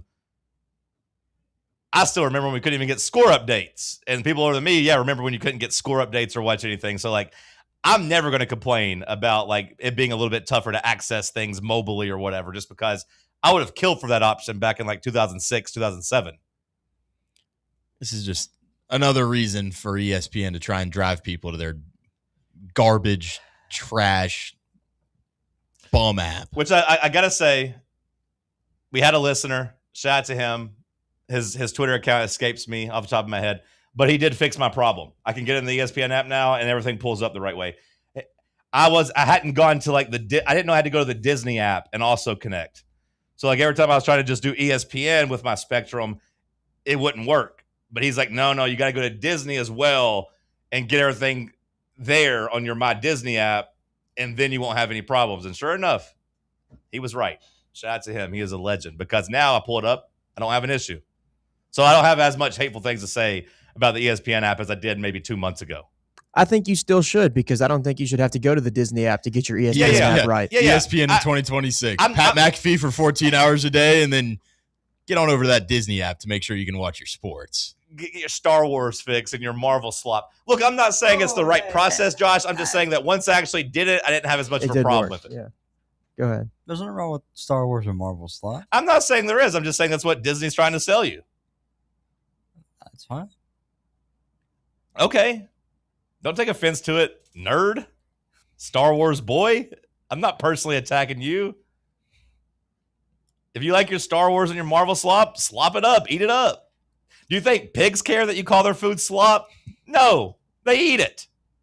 Pigs are also not conscious beings. That's not true at all.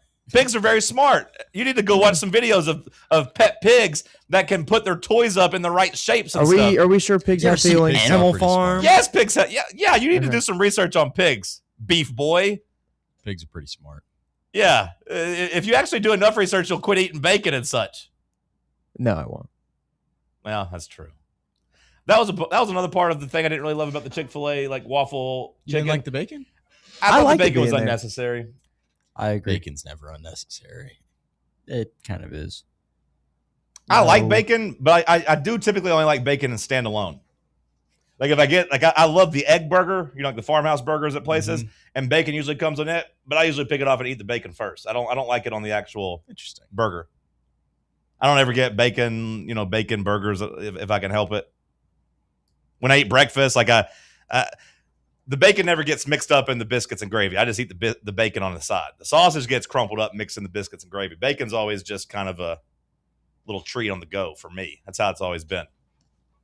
Gotta use the grease though. Bacon rocks. Yeah, I don't cook, but yeah, Ma always uses the grease for the gravy later on.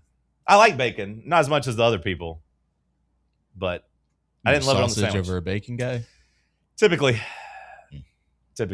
I mean, I would say 9 times out of 10. But now I got to admit, I'm more of a turkey, like sausage, turkey, bacon guy.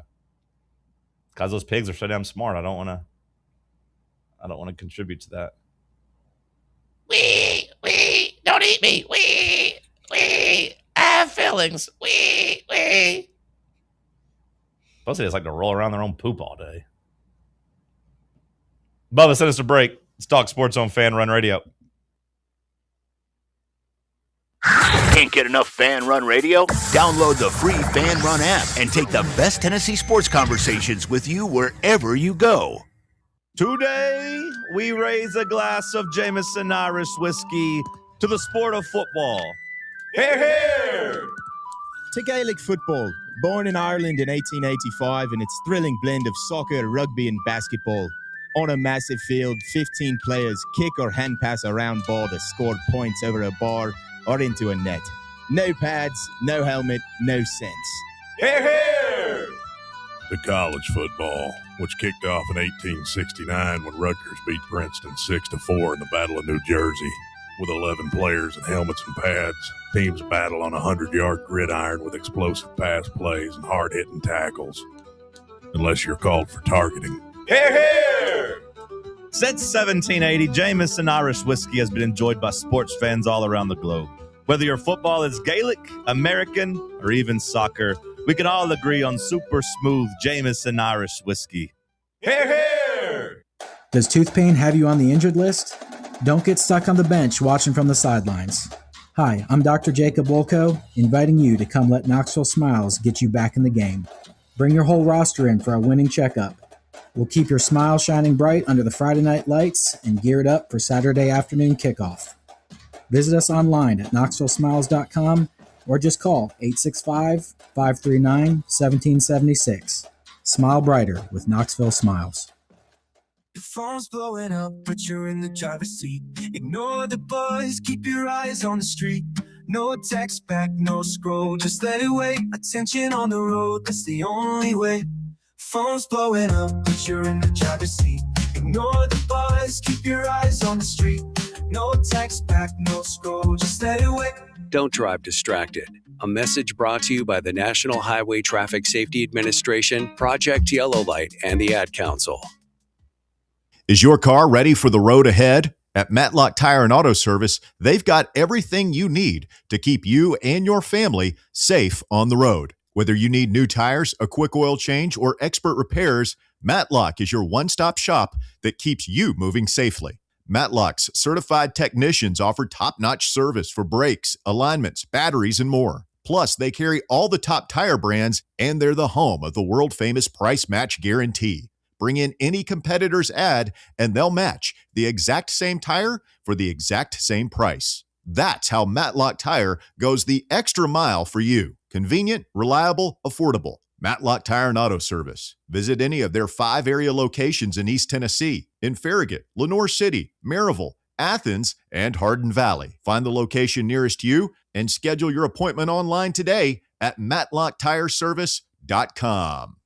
Running a business, coaching a team, planning your next big event, you need more than just gear.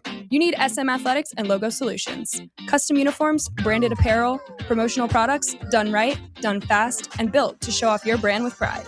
From local businesses to high schools to major universities, SM Athletics is trusted by winners. Get real service, get real quality, get noticed.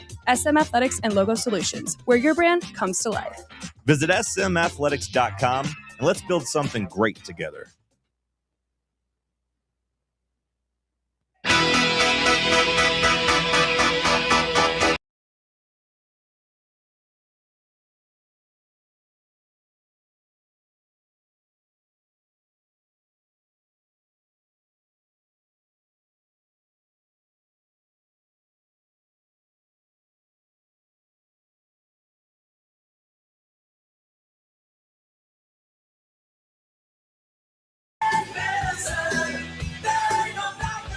If you're worried or sad about the Jalen Washington stuff, I guess maybe at least take some solace into the fact that Kentucky is having a bigger meltdown over Mark Mitchell. Is he ineligible now? He's a part of the Kentucky's dealing with the same stuff that I guess with the I don't know if it's the exact same as Jalen Washington, but yeah, Mark Mitchell is now up in turmoil too. I don't know if he signed any type of professional contract and fits under that bill or whatever, but Kentucky fans have been talking about how they're trying to run him off and how Sankey's trying to keep him from playing on the premier school in the country or, in the conference and yada, yada, yada. But basically saying that like he should bend the rules for Kentucky and let him play because it would help them out.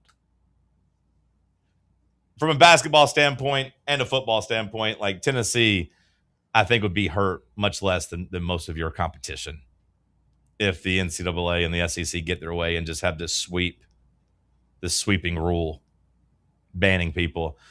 All right, let's look around at other stuff. Did you see the body cam of Jed York? Oh, did I? What'd you make of it? I mean, his outfit.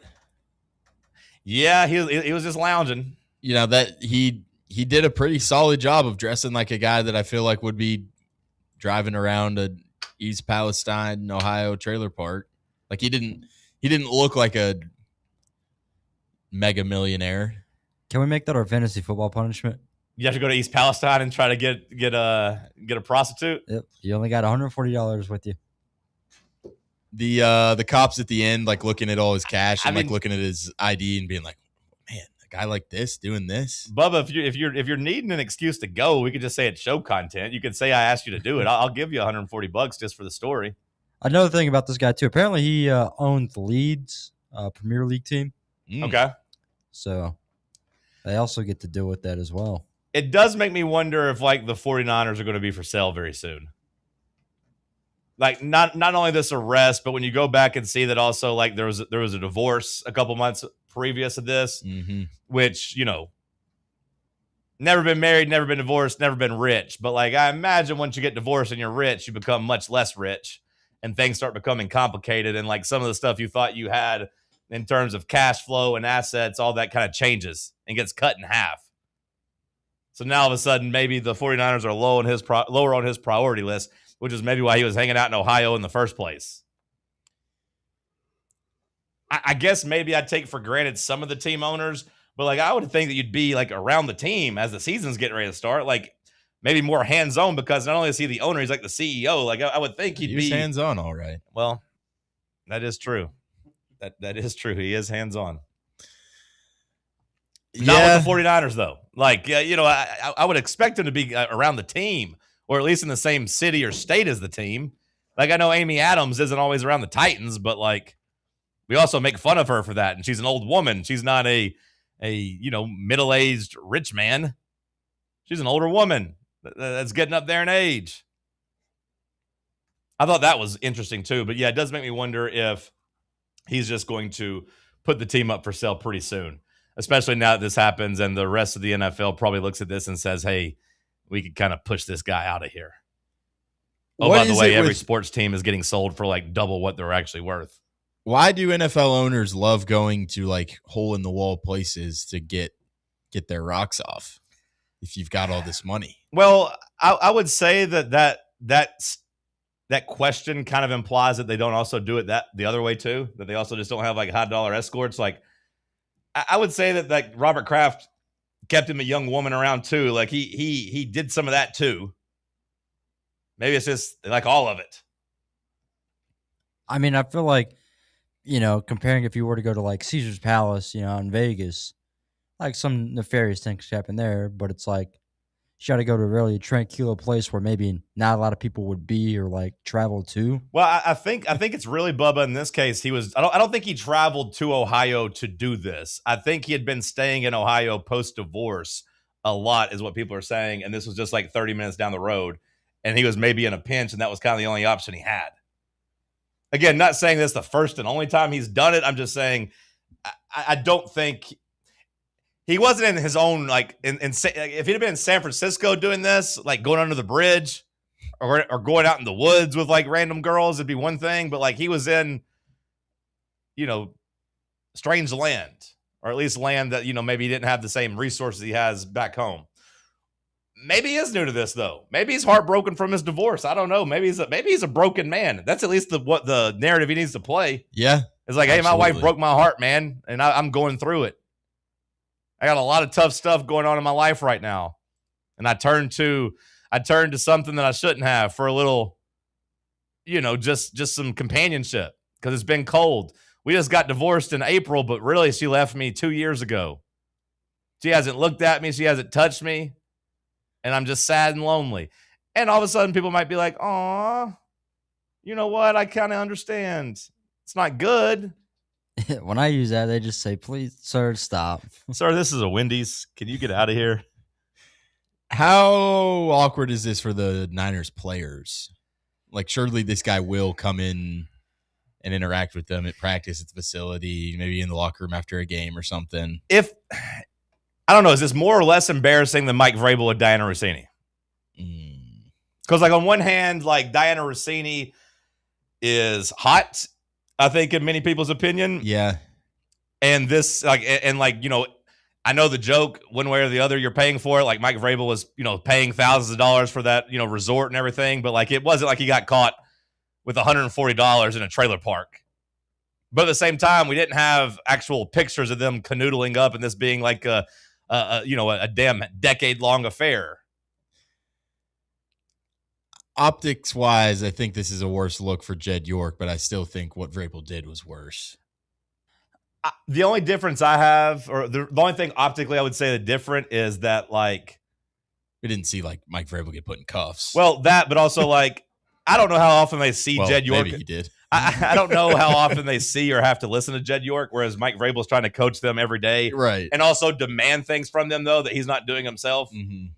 Like, I guess in one way the owner's going to be like, hey, we have a standard here, we have a culture, but at the same time, it's not the same thing as like the coach telling you, hey, quit being a distraction. Like he was yelling at Stephon Diggs, the months previous leading up to that, or as he was cheating on his wife and doing the things he was mad at Diggs about. Like, Vrabel loses credibility. This York guy just gets humiliated. That's probably more accurate. Like Vrabel probably just kind of, I don't want to say Vrabel laughed it off, but he's probably like, what can you do?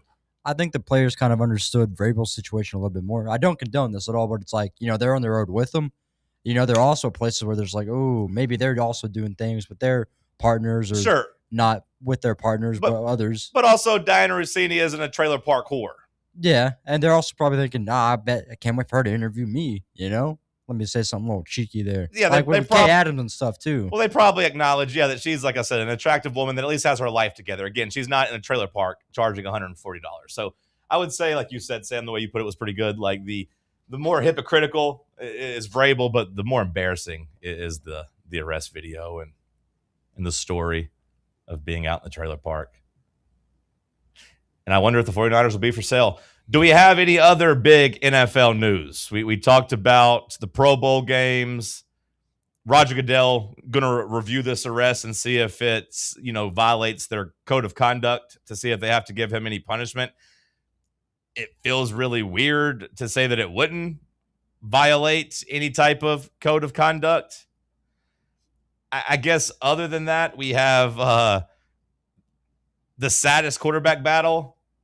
I think I said it was Carson Beck versus Jacoby Brissett, but like all along, maybe we said it was Deshaun Watson versus Shedeur Sanders, but maybe all along it was just right down the road, right down I-75, as the reports coming out of Atlanta basically just say like Tua has been so bad that it's impossible to name him the starter. even as Michael Penix has really not played and like has been banged up and like hasn't even gotten out there and been with the team most of the time, Tua's been so bad that like he's going to lose the job to a guy that hasn't even really been trying to beat him. And that seems crazy to me. But that's just how bad Tua's been. He only won the job just off of default, basically. Well, he might have lost the job because he was the only one competing. Like Michael Penix might have been the business that was like, you know what? You could go with somebody cheaper, but they're not going to show up on time and they're going to steal from you and the job's going to be done. Then you're going to call me. You're going to come running back to me to fix it. That's kind of what Michael Penix did. Was just like, I can't necessarily win this job with my play, but I'm not going to lose it like this guy is. It's gotten so bad that like the Falcons fans in my life just want to see Jack Strand. The guy's a baller. It seems like in the preseason action he's gotten. He has been balling in the like joint practices and the preseason, but like, who the hell is Jack Strand? I know he's a rookie, but like, where did he play? Do my ball knowers know? Like my guys that are my college football sickos, like who the hell did he play for? Because I had never heard the name before. Really small school, I'm pretty sure. Yeah, like I had never heard the name before, but apparently he played at Division II Minnesota State Moorhead. I'll give you guys a pass for not watching. Yes, please. That's the same thing Jed York said. Am I right? And Mike Vrabel. But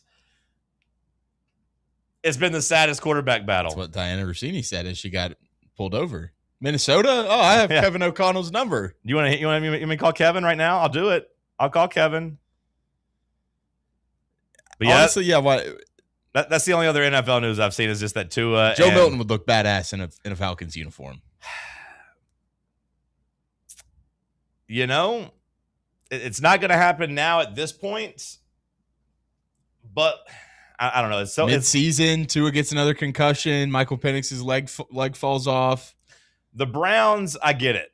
The Cardinals, I get it. You're not trying. You're not good. But like Atlanta, yeah, I don't get it. If I'm Atlanta, I'm trying to be good. We got, finite number of years with Bijan Robinson. Drake London is a first-round receiver. He ain't cheap, and he's only going to get more expensive. Like, we've got the skill position players. We've invested. You should be trying. Now, I'm not saying Joe Milton's the right answer. I'm not saying that. But I will say that, like, it does feel painfully obvious that neither Michael Penix nor Tua is the answer. And it's hard to just punt on seasons when you play in the NFC South. It's just wide open every year. Yeah, you know, like 100%. 8 or 9 wins can go get you that division, and you can go become a playoff team. Yeah, if you're the Arizona Cardinals, you could win 13 games and still not even be guaranteed a damn playoff spot. Like, you're not going to be guaranteed to win the division. You're not going to be guaranteed to finish, in the top 4 in your division. I mean, maybe at 13 wins you would, but like at 10-7 you wouldn't be. The rest of your division might, be 11-6 or better. I guess now there's 3 wild card spots, so you could theoretically have 4 teams in the same division in the playoff. But you get the point. The Cardinals, aren't knocking on the door of success. Like Sam said, everybody in the NFC South should be viewing themselves as knocking on success's door. You would think so, at least. Yeah, again, I don't know if Joe Milton's the answer, but I am pretty sure that I know Shador sucks. I know Deshaun Watson sucks. I know Jacoby Brissett is a backup that can play a couple games, but you're not going to win anything with him. I'm not 100% convinced Carson Beck sucks. I don't think he's good, but I'm not 100% convinced yet. Tua and Penix, I've seen enough of those guys. Get them out of here. Get them out of here. Give other guys a chance. It'd be tough. It'd be tough to be a Falcons fan. Although they got some good news with the Braves last night. Were you watching last night? I did watch a little bit of that game. Were you watching last night when the 3-month drought ended? That's such a crazy stat to me. What's his name? Sung Young Kim? What's his name? Ha-Sung Kim. Ha-Sung Kim. I know that he had like historically bad numbers, like was the worst batter of like basically baseball history. But he hit a walk-off single last night. And then I saw the headline that he had not got a hit since June. It said 3 months because I went ahead and looked because like I know he sucks. And I was looking and I was like, okay, June 3rd. I was like, man, it's been a while. But then it really like got drove home. That's basically 3 months he's not had a hit. Now he hasn't been playing every day, of course, but like he's had opportunities. He's batting now like 057 or something like that. Like, my God. Hour 2 in the books. We'll have some headlines. Hour 3. Stick with us. Check out our new and improved website at fanrunradio.com. Does tooth pain have you on the injured list? Don't get stuck on the bench watching from the sidelines. Hi, I'm Dr. Jacob Wolko, inviting you to come let Knoxville Smiles get you back in the game. Bring your whole roster in for a winning checkup. We'll keep your smile shining bright under the Friday night lights and gear it up for Saturday afternoon kickoff. Visit us online at knoxvillesmiles.com or just call 865-539-1776. Smile brighter with Knoxville Smiles. Barley's has live music on weekends, general team trivia on Wednesday nights at 8 p.m., and now live sports trivia courtesy of the Knoxville Trivia Guys every Thursday night upstairs. The game starts at 7 p.m. and is free to play for everyone, so head on down to the Old City and show off your sports knowledge and win gift cards to Barley's. Use those gift cards to buy some delicious food and drinks, and you can take it all in with their wide selection of TVs and indoor projectors. Barley's Tap Room and Pizzeria. Citizens National Bank.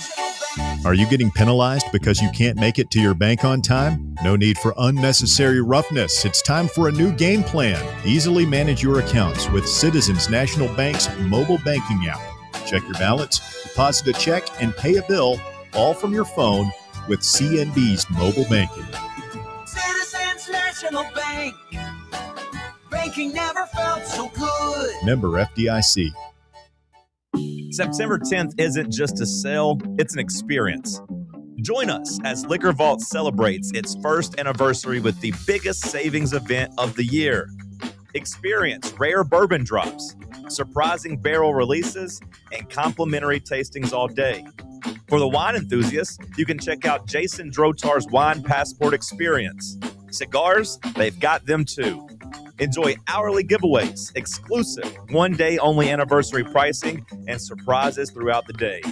Find a Vault Golden Ticket and receive exclusive access to Liquor Vault's highly anticipated end-of-year rare bourbon allocation. People will be talking about this event for months. The only question is, will you be there? The Vault Experience, September 10th, only at Liquor Vault's anniversary party. Located at 2901 Tazewell Pike. Check out their specials and sign up to get discounts at liquorvault.com. Okay, so we really need uniforms and equipment for this season. Can I trust you with that? Cool, I'll just order them online. What? Yeah, I'm going to hop online and I'm going to get them ordered. Hold up, that's not a good idea. We shouldn't just spend money on some random online retailer, okay? I mean, it seems pretty convenient. Trust me, it's a terrible idea. Let me simplify this for you. SM Athletics. Okay, how do you pronounce it? SM Athletics? They're the go-to for uniforms and equipment, whether it's for universities, high schools, youth leagues, you name it. So why wouldn't you rather go with professionals who can guide us through the process, design the perfect uniforms, and deliver the best equipment? Yeah, I guess that makes sense. What's the name again? SM Athletics. Right. It's definitely smarter to go with a company that emphasizes customer service, fair pricing, and, of course, excellent products. Exactly. So, yeah, I guess it's settled then. For uniforms and equipment for all sports, it's SM Athletics. Golf Envy Farragut is the premier indoor golf experience you've been looking for. And right now they are offering a limited number of founding memberships. Golfers can reserve their spot for just $150 before their September grand opening. Founding members receive 90 days of unlimited guest passes as well as an exclusive risk-free first month. That's right, try out Golf Envy with no obligation. Give it 30 days, and if it's not the right fit for what you're looking for, your first month's dues will be refunded. Members will get access to their Golf Zone 2 Vision NX simulator technology, the most realistic simulator on the market, where they can play more than 300 courses and compete in leagues and tournaments with players all across the country. Golf, rain or shine, 24/7, 365. To learn more and become a founding member, visit their website at farragut.golfenvy.com/presale. You're listening to FM 105.7 and AM 1340, WKGN Knoxville, and W289CU Knoxville, Fan Run Radio.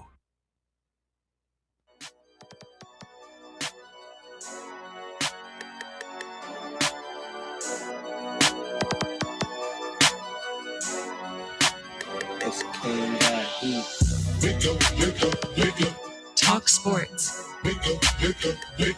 Talk Sports. Talk Sports. Talk Sports. Talk Sports from 7 to 10. Ay. Overrated, underrated on Wednesday. Fan Run Radio, Talk Sports said, not in my house, I ain't talking to Kim, babe. John and Cody out here asking where the ops at. Tennessee volunteers here for combat. It's the Cherokee Ghost, John Reed and Cody doing everything we can to bring Rocky Top back. Talk Sports from 7 to 10. Never leave a witness, never leave loose ends. Nico ain't nothing but a nuisance. 2026, we making new friends. Talk Sports. Talk Sports. Talk Sports. Hour number 3, kicking off here in the White Claw Hard Seltzer Studios. The Players Championship. The Tour, what do they call it? Tours Championship. Excuse me. The Tours Championship. Getting started down in Atlanta. We try to crown the 2026 champion of the PGA. I want to tell you about our friends Golf Envy Farragut over the next week or so as they get ready for their big grand opening. They want you to take advantage of their limited number of founding memberships. If you like golf and you like the simulator and you want to be indoors and you want to be able to play year round when it gets cold and it gets dark early and you can't get off work at time, they got access 24/7, 365. Golfers can reserve their spot right now for just $150 before their grand opening coming up in a couple weeks. Founding members receive 90 days of unlimited guest passes as well as an exclusive risk-free month. You can try Golf Envy with no obligation. Give it 30 days, and if it's not the right fit for what you're looking for, your first month's dues will be refunded. Golf, rain or shine, 24/7, 365. They got the Golf Zone 2 Vision NX Simulator, which I don't know what the hell that is, Sam, but they say it's really nice. Got the most courses, the best courses, the most realistic simulator on the market. You can play in tournaments and leagues with players across the country. To learn more, you can visit their website at farragut.golfenvy.com/presale. Like I said, take advantage of the limited number of founding memberships. Risk-free. Give it a try. All right, let's kick off hour 3 with some headlines. Bubba, what you got for us? Wait, no, Josh, what you got for us? I was about to say. My bad. Sorry. Old habits. The ACC has put out their week 0 injury report for Virginia and NC State. Virginia has 16 players on this thing, which is kind of wild. Out. Yeah, not only 16 players on the injury report, 16 players 16 players out, and then 2 more questionable, right? Not their Doak Walker, award list watch person. I was going to say, are any of these guys good? I don't know. Yeah. Because, I mean, like, it's one thing to see, 15 guys out, but, like, if none of them are starters and, like, only a couple are even on the 2 deep, like, that's a little bit different than if there's, like, 10 starters out, obviously. I mean, 4 of them are receivers. I would imagine at least one of them would play. There's a kicker on there. They've got 4 defensive linemen, 2 running backs, 2 offensive linemen. I mean, there's probably at least some of these guys are probably starters. I mean, did the line move at all? Because, I mean, they've been holding steady as like 5-point favorites. I like NC State to win the game, so I'm rocking the other way anyway. But Virginia's been 5-point favorites pretty much the whole offseason, right? Like, did this injury report change that? Did people see that and flock to start betting NC State? I guess right now on FanDuel, the line's down to 4.5. Line's down to 4 on ESPN, so yeah, a little bit. So I guess people are seeing that and saying there's no way that the team can win. What are these teams doing in practice? Yeah, I mean, NC State's got like 7 guys on the listed out. You beating your guys with clubs? all of a sudden I don't feel so bad about her injuries. I mean, I think I would rather have like 3 season-ending camp injuries instead of 17 guys on my injury report to start off. What else you got? Next one for you. Florida transfer guard Xavier Lee has committed to Gonzaga. So I guess he is not one of the players affected by all these rulings and whatnot, but he was a really good player at Princeton. Kind of had I don't want to say an off year at Florida because he was still decent, but he didn't have the production he did at Princeton, but he is going out west. Feels like a Gonzaga player. Mm-hmm. Feels fitting.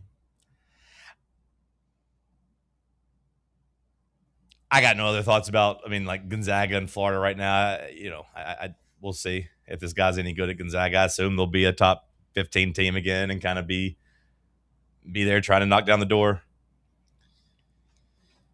Just gross that, some of these guys are getting put into pretty advantageous situations, and some of them are just getting, like you said, Jalen Washington probably moved into Knoxville already, and he's getting all that, potentially just torn up. Yeah, no, it's stupid. It's dumb. I imagine how Joey Aguilar actually felt whenever he got his season denied and lost him, a couple $1 million. I know it was a different era, but the guy Ziegler, would have easily probably won this court now and been able to play basketball. But he was just a year late. Those guys just have to feel miserable. When you think about the actual, it's one thing just about the opportunity of playing basketball and getting school. Yeah. But it's another thing when you're actually missing out on 7 figures that you're never going to get back. Zakai Ziegler had to play 5 or 6 or 7 years, out in Spain or wherever he's playing basketball to try to make up that money. Mm-hmm. Just sucks. It sucks for those guys. And then, like you said, with Washington, and the handful of guys that got rolled ineligible yesterday, while other guys are getting their judges to say yes, you would just feel man, this isn't fair. Then somebody would tell you life isn't fair. And then you want to punch them in the forehead. Yeah. And say, shut up. Next headline, please. I just sent you guys this video so y'all can watch it and react to it. But a robot that was competing in the Robot Olympics completely exploded during the 100-meter dash. Pretty tragic for the fella. I saw someone tweet it out, saying, "Hey, Mr. Robot, I'm not making fun of you." Because there was another one where he was lifting a 5-pound weight over its head, and his arms fell off, and it fell, and he basically blew up because he couldn't lift up 5 pounds, and everyone's making fun of it. When it runs into the wall and blows up, everyone's like, "Oh, it's stupid robot." They're eventually going to get better, so be careful what you say. Eventually these robots are going to be able to do all this stuff without blowing up. They look like they're going really fast. They're going to be able to lift up 1,000 pounds over their head, and we better be careful. I saw somebody say that looks like an HDMI tear if I've ever seen one. That got a good chuckle out of me. An HDMI tear. Got it. Classic. Fantastic. Would you go to one of these races? No. I think I would. I think I'd like to see the crash and then just seeing how fast someone can get a robot to run. I wouldn't want to see it in America, but if I was taking a vacation over there to wherever this is, it looks like either China or Japan. Might as well. Oh, I'm seeing the barbell thing now. I have a pretty big headline. Go. Take it away. Bubba. A certain player has been named to ESPN's top 100 college football players for the season. And it's big, bad, Deshaun Bishop. Coming in at number 70. He is the only Tennessee player on that list, which I found a little disrespectful. I did see, apologies, I don't know if it was Adam Sparks or I think it was him, but apologies to the person it really was if it wasn't. But I did see that, not on the watch list for the Doak Walker, but Deshaun Bishop has the, I think, 6th best odds to win it. You can get him right now at 20-1, which, the 6th best odds, tied with a handful of guys, Nate Frazier, Jaden Baugh, LJ Martin. But he only trails Kejuan Lacey, Mark Fletcher, Isaac Brown, Bo Jackson, and Ahmad Hardy. Those are the only guys with better odds to win the award than Deshaun Bishop, but not on the watch list. Not on the watch list. This guy's such a moron. Worth a sprinkle at 20-1, you think? I don't feel like it really is at 20-1. Probably not. Give me like 60-1, 50-1 maybe.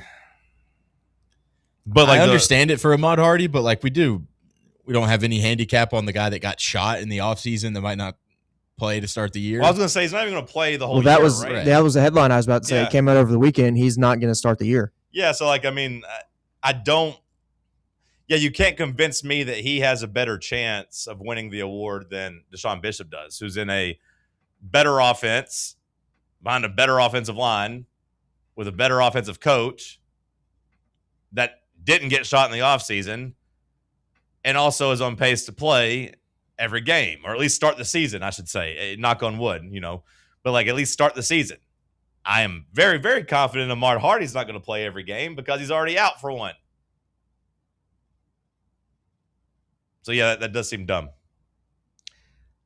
I saw a couple of headlines I'll throw in here. According to Jason LaCanfora, NFL GMs believe Lamar Jackson heading into his last year with the Ravens, as then there's rumors in NFL circles that Lamar Jackson and Mike Tomlin have eyes on uniting and playing for the New York Jets / coaching for the New York Jets whenever they fire Glenn this offseason or this season and then give Tomlin complete control. He brings in Lamar Jackson. Something to keep an eye on, I guess, in NFL circles. And also, I got to give a shout out, or at least what's the opposite of 5 big booms, Bubba? Would it be 5 dooms? Yeah. 5 shames? Shame. Bad loss over the last couple years for former Atlanta Hawk and former Golden State Warrior Jonathan Kuminga. He was kind of the last name, quote unquote, on the market. And Kuminga does have still a tantalizing ceiling, but like he was basically down between the Lakers and the Timberwolves, and he ends up picking Minnesota. So he does not want to go to LA and play with Luka and them. He's going to go to Minnesota, which I do think from a opportunity standpoint, they need a starting power forward, and he can maybe fit that role. He can maybe take over the Julius Randle spot in terms of both being a frustrating player, but also just being on the court there. But the dooms don't come from going to Minnesota, because I do think he has a chance of being good there. The dooms come from his financial trajectory, where, 2 off seasons ago, the Golden State Warriors, or I guess last off season. So one, is that 2 off seasons ago or 1 off season ago? This last off season. Either way, last year, the Golden State Warriors offered him 3 years, $75 million. Here's a chance, Bubba, sign the contract and you get $75 million. I'd take it, yeah. He said, no, I don't want that. Got to bet on yourself. He said, that's what he said. He said, I'm going to bet on myself. Give me a 2-year deal for $40 million with a player option. They're like, okay. So then he gets traded to Atlanta. Atlanta says, we don't want to give you that option. We don't want to pick up and pay you. You're now a free agent. He said, cool. To which now he gets 2 years, $12 million. Oh. Yeah. Also, really quick, Atlanta can go to hell in this Whoa. situation. Why? Because they didn't want to, trade for Dalton Connect and Jared Vanderbilt. Why would you? And when I say, by the way, I'm biased and I want to see Dalton Connect. We don't want to play Dalton Connect. He can't play. No offense to Dalton if he's listening. He might be in Knoxville riding around. He can't. No, he will be in Knoxville. He can't play at the NBA level. At least right now. I don't want to be my team. I don't want my team being the one that buys into him. You think I want Jared Vanderbilt's contract on our books? No. He can't play right now either. He's hurt. He's a bum. Here, Lakers, we'll do you a favor while you give us 2 throwaway pieces that we don't have minutes for. You say the Hawks can go to hell, but I say you can go to hell. How about that? But yeah, Jonathan Kuminga, his 2-year, $12 million is really a 1-year, $6 million deal because he's trying to do the whole bet on myself thing again. And after a year, maybe get back in the market and see if he gets a big offer. But once you start going down that journeyman path, they start, being able to get you for pretty cheap. It's hard, real hard to, turn that into a big contract. So is this the guy we should look at betting wise this season, do you think? In terms of like throwing things and taking his unders or taking his overs? Overs. I mean, he's in a contract year. So, he should be balling out. And look, when he played with Atlanta last year, he did ball out at times, at least offensively. Sometimes you wondered if he was like playing like good team basketball, if he was just doing his own thing. But like he's a very talented player, but apparently he's just hard to get along with. And the people in his circle clearly aren't very smart if they told him to turn down $70 million to play with Steph Curry for 3 years. And now here he is signing basically a 1-year, $6 million deal. They have fumbled the bag along the way. You know what I mean?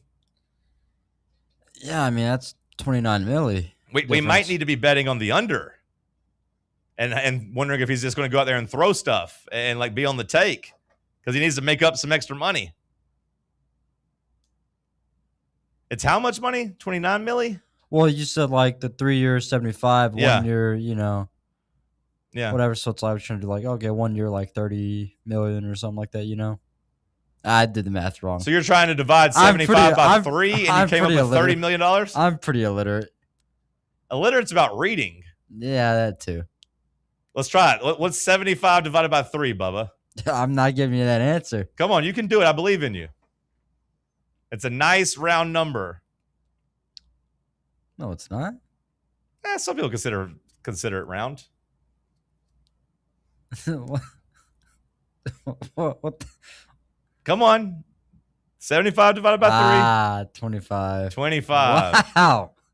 That's crazy. Yeah. I panicked. Yeah. I panicked. Yeah. So I was thinking, no, it's not 20. That's 60. And then it's like, no, it's got to be higher. Yeah. And I was like, anything with a 5 at the end, just not great. It is hard to divide. 5s are a little scary if you're dividing, unless you're doing it, by like 3s. I deserve shame. Yeah, it's all right. Do you consider 25 a round number, Sam? You kind of made a face. Like I consider the 5s and 10s to be round numbers. No? It's round enough. Like if you're counting with your 5s and 10s, I think it's round enough. Yeah, to me that's a round number. Nope. No? No. What the hell do you know numbers, boy? You thought 75 divided by 3 started with a 30. I think 25 is the roundest odd number you can have. Yeah, 75. I would feel the same way about 75. I just think 5, I think counting of 5s is to me considered round. I don't know. Like if I was going to offer you like some money, would you rather it be 25 or 24 because it's even? Like, I don't know. Like 5 seems more round than like an even number in terms of like 4 or 6. Well, the value of currency, the way the bills are. Well, there's a $5 bill. Yeah. Compared to 4 ones. Yeah. Yeah. So to me, 5's round. All right. Either way, let's move on. Any other headlines we need to hit, Josh? Y'all got him? Thanks, man. Bubba, send us to break. Let's talk sports. For the fans, by the fans. This is Fan Run Radio, Knoxville. Hey, Vols fans, Cody Brown here. I grew up right here in Tennessee and know what it means when someone says, I've got your back. That's why you can trust Farm Bureau Insurance of Tennessee. Whether it's your home, your vehicle, your family's future, or the business you built from the ground up, we will show up for all of your insurance needs. We are Tennesseans who understand what matters, which is doing right by you. Insurance is not all about just paperwork and policies, but it's about the people we insure every day. So if you want insurance that hits home, give me a call at 865-992-3871. Go Vols. Located in Knoxville's historic Old City, Barley's offers great food, live music, the best draft beer selection in town, and now your new favorite place to watch sports. Their indoor projector is perfect for any weather, and they've revamped their upstairs area with more TVs to take in all of the action. Their menu features hand-battered chicken tenders, juicy burgers, fresh salads, and the tastiest pizza in Knoxville. You can enjoy their happy hour drink specials daily from open until 6 p.m. Barley's Tap Room and Pizzeria. Your tax refund belongs to you, not an identity thief. Over $6 billion in tax refunds were flagged by the IRS for possible identity theft last year. If you're in a bind this tax season, LifeLock can help. They monitor and alert you to identity threats you'd miss on your own, even if you're careful with your personal information. And if you do become a victim of tax-related identity fraud, LifeLock has U.S.-based restoration specialists ready to help solve your identity theft issue. Plus, all LifeLock plans are backed by the $1 Million Protection Package, meaning LifeLock will reimburse you up to the limits of your plan if you lose money due to identity theft. Let LifeLock help protect your financial info, so all you have to worry about is what you do with your tax refund. Go to LifeLock.com, save up to 25% off your first year. The promo code is HERD, promo code HERD, to save up to 25% off your first year. LifeLock.com. Identity theft protection starts here. September 10th isn't just a sale, it's an experience. Join us as Liquor Vault celebrates its first anniversary with the biggest savings event of the year. Experience rare bourbon drops, surprising barrel releases, and complimentary tastings all day. For the wine enthusiasts, you can check out Jason Drotar's Wine Passport Experience. Cigars, they've got them too. Enjoy hourly giveaways, exclusive one-day only anniversary pricing, and surprises throughout the day. Find a Vault Golden Ticket and receive exclusive access to Liquor Vault's highly anticipated end-of-year rare bourbon allocation. People will be talking about this event for months. The only question is, will you be there? The Vault Experience, September 10th, only at Liquor Vault's anniversary party. Located at 2901 Tazewell Pike. Check out their specials and sign up to get discounts at liquorvault.com. Welcome to Axle Logistics, where excellence isn't just a goal, it's an energy. As a leading third-party logistics company, Axle is powered by an award-winning culture built on a work hard, play hard mentality. Here, the drive for success is contagious and hard work never goes unnoticed. Whether you're just starting out or looking to level up, Axle Logistics is the place to launch your career. Join us and take your ambition to the stars. To learn more, visit axlelogistics.com. Fall just feels different. Cool mornings, fires burning, football on Saturdays, a late afternoon round with the guys, and weekends spent with family. These are more than moments. They're the traditions we look forward to all year. Wherever fall takes you, Inward Half is made to go with you, combining comfort, performance, and timeless style for the moments that matter most. Inward Half. Performance you feel, tradition you carry.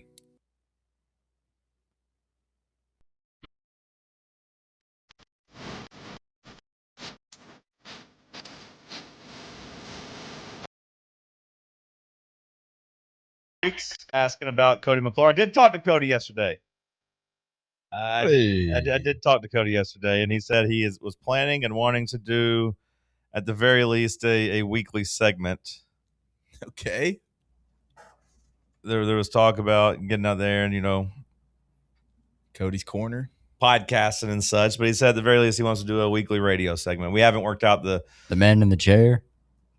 We haven't gotten the details of that or worked out the specifics, but Cody is alive, and I told you I hadn't heard from him in a couple weeks. I did talk to him yesterday. That's a good idea, Bubba. I like your name, Cody's Corner / the man in the chair. And we could put a third seat in this room and like one more mic and just do like a... Yeah, no, we get the picture you're painting here. We get him a little stained sofa. Just have him looking at us. Yeah, we get it. ESPN put out their top 100 college football players coming into the season. Bubba, do you want the good news or the bad news? I mean, like what I mentioned. Yeah, he did kind of headlines at number 70. Right. Bad Deshaun Bishop. That's the good news. Yeah. Did you give us the bad news? Yeah, that he was the only Tennessee player on the list. And that there's no damn respect for any of the Vols? When did you say this? We said this like 10 minutes ago. You said it or he said it? He said Deshaun Bishop. I said he's the only Vol on the list. Why did he say it if he wasn't doing headlines? Because it was quiet. I was just adding to the... What was the headline that got to that? Because I was listening to Josh's headlines. Well, he brought up the video of the robot Of the chariots, robot. Yeah. And then we talked about that, and then he there's a brief said, moment of silence. and he said, I have a headline I got for you. one more. Oh, okay. And I said, take it away. Okay. Rewind. No way, John. Who's on this list? Did you hear him say that? Were you paying attention? I did. Was I looking up robot videos? Maybe I just figured Bubba was saying something dumb. I don't know. Egg on my face, though, because now I'm the dumb one.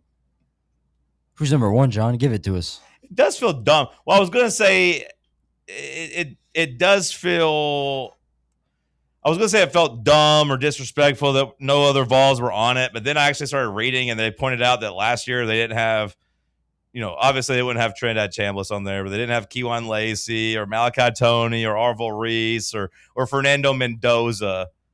So I was kind of like, okay, they didn't have what? They said they didn't have Mendoza on the Well, it was list. returning player. I mean, it wasn't the biggest shock in the world not to have Mendoza on your top 100 returning He was players a in good college quarterback, football. you cow. He was, but was he yeah. a top 100 player in the sport coming into the year? I don't know. I'd say like he was. I don't know if he was or wasn't, and to me that point's not even relevant. Let's but see this last year's list. He was he number 4 quarterback, I think, in the transfer portal last year? I want to say is where he was at. I think he was number 4. So, like, you could make the argument he would have been a top 100 player if he was the top 4 transfer. But either way, I digress. My point was like, hey, man, if you didn't have the Heisman Trophy winner in your top 100, maybe get rid of the exercise or maybe, don't take it seriously. I don't know. Because that feels like a pretty big miss. But, yeah, last year, I don't know what the list was. You pulling it up? Is this from last year? Yeah. This year, Bubba, number 1's Jeremiah Smith. What a fall from grace for Ryan Williams. 99th, I believe, in this year's list. He shouldn't even be there. 12 last year. I've been riding the fence, I will acknowledge, for most of the offseason. I don't think I've given any strong declarations about any teams or really any players, which, by the way, tomorrow we need to make a note. I was going to do it today, but I forgot to text you guys and give you a heads up, and I didn't want you to come in blind. But tomorrow, let's do our playoff draft since week 0 starts on Saturday. So, kind of have some ideas about who you want to take in the playoff. How's this going to work? Because I've already got my playoff setting out there. Yeah, well, we have a budget. Okay, so it's a budget. So it's not necessarily I'm saying who's in my playoff. Yeah, I got to draft the best teams. We're trying to draft 5 teams, and whoever gets the most playoff teams. Gotcha. And I was thinking, no big deal, but I drafted the national champion for $1 last year. Yeah, bad job by us. You did. Did you end up? I think Bubba had. I was gonna say Bubba had a better teams. Yeah, Bubba had a better depth, but then of course you had the champion. So I guess Bubba won the exercise, but maybe you won the war. I don't know. But I was thinking this year we could have our 4 teams, or our 4 squads or group of teams, and then maybe we could figure out a way to get the audience involved and let the YouTube chat. So basically, after we pick 4 teams, they just get to pick a 5th team. They get to delegate a captain, maybe, and they can just pick a 5th team. Because with the delay, because what we say is about like 15-second delayed on YouTube. So we couldn't really do an auction because we'd have to be waiting for them to bid, and like we couldn't have Can I get a 10? But you're saying they're only going to get 1 team? No, they only get to pick 1 out of every 5. Okay. So basically, we can auction up 4 teams. Because, sometimes there's also the strategy of us, like, saving teams or not yet. Okay, I see what like, we'll all pick our first pick. So, essentially, we should nominate the 4 best teams. And then the first chat 4 rounds. Will get the quote-unquote 5th best and team. They just get to draft a team, Okay. yeah. They don't get to auction. Sure. Because, like, hey, like, they're not on the air.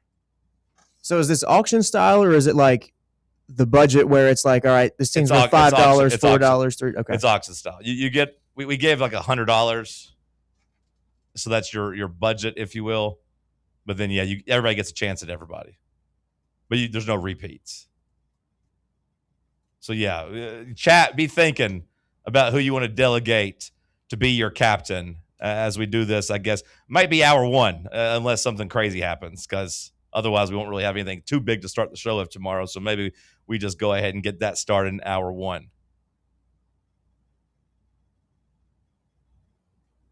But, like, I know I've been riding the fence. But part of it is because I do think the idea of just making too many sweeping declarations about college football in the offseason is just dumb these days. everything is just so different. Like the sport is as close as it's ever been to just being a snow globe. Just shake it up and see what shakes out. Like no one would have saw Indiana winning a national championship last year except Sam.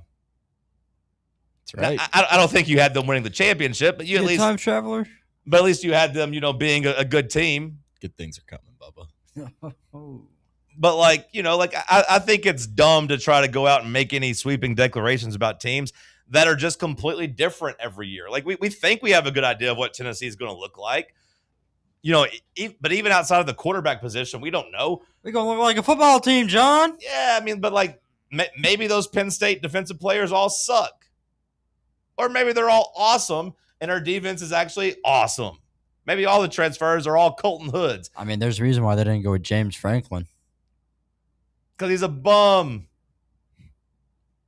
Plus, James Franklin didn't really have anything to do with the defense. It's not like we got a bunch of Penn State offensive guys. But either way, I think it's tough to really say anything and have much conviction with it. And at the same time, one of my weak spots over the years has been I don't necessarily want to back off a take. You don't want to be stubborn, but you gambling wise, it's always tough for me early on. It's I think this team's going to be good and I keep betting on them. And it's no, they actually suck. Quit betting on them. Quit thinking that they're actually going to be good. Or I think the team's going to suck and they just are mowing people down. I'm no, they're eventually going to lose, but they don't. They just keep winning. So now, as I've gotten a little bit wiser, I'd like to think in my old age, I try not to have too many things that I feel strongly about coming into the season and more so just try to adapt. Get some actual data in. 2 years ago, I was pretty insistent that this Indiana team's kind of paper tigers. But last year, to my credit, I didn't feel that way early on. I was just kind of hey, I'm just going to have to take the data here. If they're kicking people's ass, this is a different version of the team this year than it was last year. Cody was a little bit slow on that, right? He kept saying Cincinnati sucked because he refused to move off of that. And as it looked dumber and dumber and dumber, he just kept saying they were frauds. I feel like I didn't make that same mistake because I waited and actually watched them, early on in the season. Now, the preseason or the non-conference, they weren't great. But once they started getting into conference play and just beating the hell out of everybody, I was nah, this is different. Now, again, I don't think I was thinking they were going to win the national championship even early on in the season. I didn't think that really until the playoff. I mean, I was late to the party there. Not last to the party, but I was late. I thought they'd beat Alabama's ass, but I remember thinking Ohio State would beat them in the conference championship. And I think that's a problem with just college football voters, the media personalities you're talking about is they let these preseason notions that they've, convinced themselves of beforehand. They then have data, in the season of what this team actually looks like of Clemson last year or an LSU or something like that. And you still see those teams get propped up for a little bit too long. And then that ultimately creates a big problem with the rankings towards the end of the year because those teams get propped up and teams that are more deserving, have to kind of sit in the cellar for a little bit. It's tough. It's tough in life to remember. Or it's tough in life to admit when you're wrong. For some people, it's tough to remember when they're wrong, but it's really tough to admit when you're wrong, especially if it's something that you strongly believe in. So in sports, again, especially in a sport where everything changes so much drastically these days, it's tough to really have a strong take about it until you see stuff. But you also look dumb if you completely bail on everything you say in the preseason after 2 games. Mm-hmm. You don't get to redo your bracket from your preseason prediction because everybody's look at how dumb this guy is. So on one hand, I do applaud the guys that go out there and put it out there. I do appreciate people being willing to go out there and do it. I don't take what they say super seriously because they don't know. But at least they are opening themselves up for the criticism. I applaud that, but I just try not to do that. Because I said, it just impacts the way I talk about it, but also the way I bet about it. And that's not good for anybody. So, coming into this season, I know Josh has already had his top 25 and had his playoff predictions on his Point After podcast. You can hear on the Fan Run Podcast Network. But, I'm coming into this season pretty much a blank slate. I don't have any strong takes. Maybe that's boring for you guys to listen to, and I apologize. But, like, I don't really have any strong takes. I was trying to think of my playoff teams. I don't even know where to begin. You got to give the people something there, John. We'll do the We'll do the draft tomorrow. We'll do the auction tomorrow. But, like, last year, I did terrible last year. That's the fun of it. So did we last year. I mean, our national title picks last year were Clemson and Penn State. No, Bubba and Sam are great. But I ended up at Clemson. And I didn't even really like Clemson. But I ended up at Clemson because I listened to everybody else's predictions. That ended up being like my number one draft pick. And then I was done in week 1. I was like, this is stupid. And my That's team part of the sucked. fun. That's part of the fun. Well, I know, but it's pointless is my point. My point is you could say it's fun or whatever, but, like, it's pointless because everyone did think Penn State and Clemson were good last year. And guess what? They sucked. Everyone did spend months telling you that DJ Lagway and Cade Klubnik and all those guys were studs. And guess what? They all sucked. ESPN, the worldwide leader, did their top 100 players and didn't rank Fernando Mendoza. Sam, are you aware the Heisman Trophy winner has come from like 60-1 the last 2 years? Or Travis Hunter was 50-1 and Mendoza was 60-1 in the preseason last year. Think about Cam Ward and Fernando Mendoza. Those guys weren't slotted as the number 1 overall picks. Like, we've gotten worse at the job as it's gotten more spread out, which is, it happens. I get it. But, like, yeah, like, there's a pretty good chance that the Heisman Trophy winner is not going to come from, like, the top 7 or 8 guys. It's probably going to come from out of nowhere. It's hard to get me to take the preseason stuff seriously whenever ESPN tells you they didn't have Fernando Mendoza as a top 100 player last year and had Ryan Coleman Williams, who kind of sucks at number 12. But coming into last year, that wasn't the case. We didn't think all the information we had going into last year was Ryan Coleman Williams was going to have another great year. And then he sucked during the course of the year, and they adjusted their rankings accordingly. Sure, but I don't think you could really say that Ryan Coleman Williams had proven that he was a number 12 player last year going into the preseason. Do you feel that way about him? Because I don't. I wouldn't have had him at 12, but he was absolutely probably top 50. Okay, I mean, yeah, I mean he had the great Georgia catch. I guess. I mean, like, I don't know. He had 800 yards, so I mean he had a good season. But, like, when I look at that and I go back and look at it, like, if you look at his game log, man, like, he had 300 of his yards against Western Kentucky and Georgia. You look at the back half of the year, 53 against Missouri, 29 against LSU, 36 against Mercer, 37 against Oklahoma, 53 against Auburn. I'm not going to count the bowl game because bowl games are stupid, but he had 8 yards in that. Like, that story to me didn't paint a picture of a top 12 guy, but, like, he's still living off that. He's still getting mentioned. Like, in what world is Ryan Coleman Williams a better college football player than David Sanders in 2026? No, he's not, and I'm with you on that. Yeah. He should not have been on this year's list whatsoever. David Sanders can't twirl around in midair on national TV and catch a ball. That one catch was awesome. That's all. That's all that he's standing on. And that days. moment was great, but, like, it just felt like I was banging my head up against a wall of, like, people trying to compare him to Jeremiah Smith, and I'm like, what the hell are you guys watching? Jeremiah Smith is closer to God than Ryan Coleman Williams is closer to is close to Jeremiah Smith. Like, get the hell out of here. Not to be sacrilegious. Love the Lord. Wasn't comparing Hot take him. you got there. Well, not comparing him, but the point remains, Bubba. He's closest to the best receiver in the world. Then, to me, Ryan Coleman Williams is as close to Jeremiah Smith. That's how I felt. And they were trying to treat those guys like equals. Nah. Get the hell out of here. This year, though, I don't know if I don't really have any strong takes. Even at the quarterback position in the SEC, I've kind of maintained, like, I was pretty confident at the top of the league last year was going to be buzz. This year, I think the quarterbacks are all going to be pretty solid. I think they're all going to be pretty good. I think the conference in general is going to have as good of quarterback play as they've had in a long, long time. Maybe since going back to, like, 2013. I think that's just college football in general. When you go down to any conference, I think it's one of the more talented quarterbacking groups there's ever been. Yeah, I mean, I haven't done the work in terms of the Big 12 and the the Big 10, looking at their quarterbacks from top to bottom. But, like, in the SEC, I mean, I feel that way. It helps whenever most schools aren't having to rely on new guys. But even Alabama Alabama and Tennessee are relying on new guys, but I feel like both of those are going to get some pretty good production. Now, if you ask me if I was buying Arch Manning as like the guy they're selling you as, like calling him the number 1 overall pick next year, I think I would sell that. But like, I'm not as convinced he sucks as I was last year. I think he'll be a good college quarterback. That doesn't mean his ceiling is good. He might be great. He might be excellent. He might be the Heisman Trophy winner. He might be the number 1 overall pick. I don't think he's going to be, but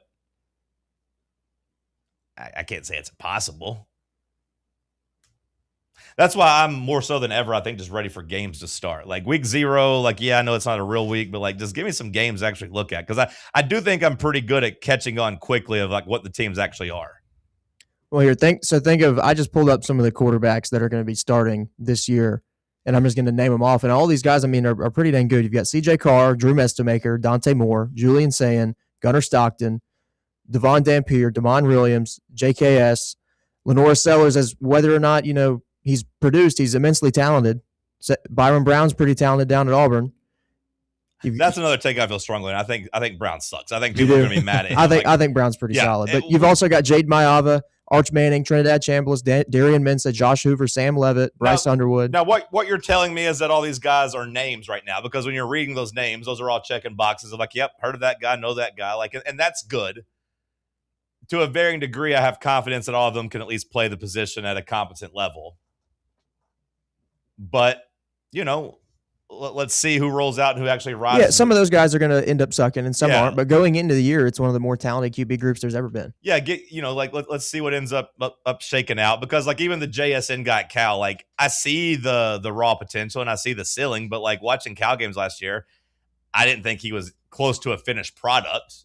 But he wasn't. He's a freshman. He's supposed to get better. But, sometimes those guys don't get better. So, he's getting mentioned among the elite quarterbacks, but I want to see him actually play a little bit better before I throw him out there. I will acknowledge I didn't watch any North Texas. I've heard a lot about this Mestamaker guy. You were missing out. Yeah, Sam, were you, locked in on North Texas? I didn't watch every game, but I definitely had watched him. Okay, so, I'm excited on seeing what he's got whenever Oklahoma State plays some real teams. I don't have a strong opinion about him, though. You're going to have to show me. But, he's a name, for sure. Bubba, do you have any strong takes you want to get off on record about college football ahead of week 0? Because, like I said, I don't really have any. I got more questions than statements. Nico. I'm actually rooting for UCLA. Yeah, I actually think UCLA kind of might be solid. I like their new coach. I like their new coach. I think that guy's a stud. He seems very affable. I think he might be good. Now, I don't know what UCLA has got around the rest of them, but, I think Nico should be included in that list of quarterbacks. He's at least a name. He's proven he can play a little bit. He was on the list that I was looking at. I was just getting to some other guys before I got to him. I'm going to pull like heck for New Mexico. Pull like heck for Jason Eck. Yeah.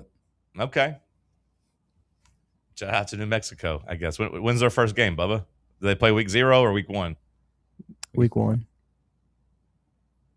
Pulling like heck. Don't even know the damn schedule. Fraud. Pulling like heck. Don't even know when they play. Get the hell out of here. They go to Oklahoma. Well, there you go. I'll be pulling like heck for them too. Let's go. I think that's no, that is week 1 because week 2 Oklahoma goes to Michigan. Let's pull the upset, boys. Let's go, Jason Eck.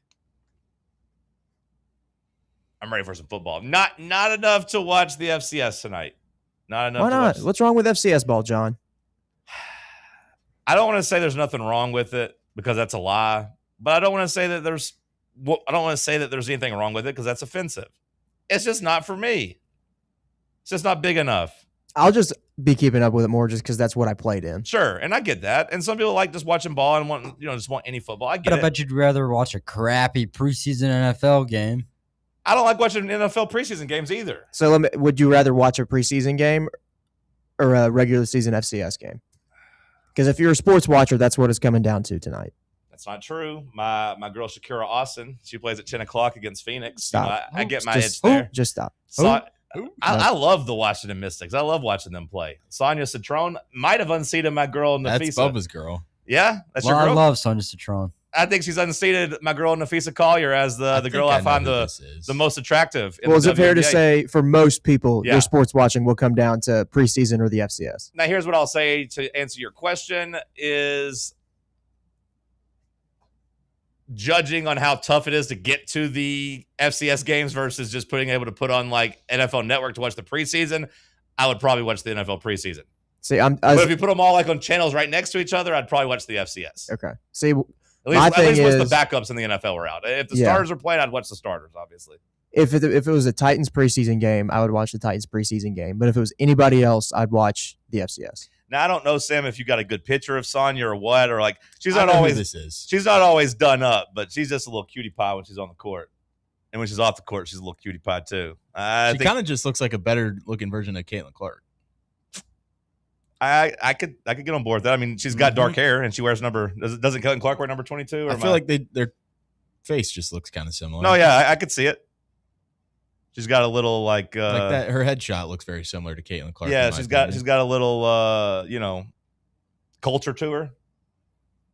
Got a little tan on her. What is she? Italian? Yeah, I think she's like Italian and Greek, and like I think she's Greek. Yeah, she's definitely Greek. Yeah, I think she comes from a diverse background. I should have been watching more Notre Dame games last year, but I love watching the Washington play, so I'll be locked in at that at 10 o'clock. Did this girl play with Olivia Miles? I don't. That's where she went, right? Yeah, I would assume there was some crossover there. I don't know. I wasn't watching. Why wasn't Notre Dame better? I've got some semi-breaking news coming out of Cleveland and the Browns involving Tennessee. All right, give it to us after the break. We got to catch this timeout right quick. Got some breaking news coming up football-wise. Stick with us. Big Orange Country's home for sports. This is Fan Run Radio. Golf Envy Farragut is the premier indoor golf experience you've been looking for. And right now they are offering a limited number of founding memberships.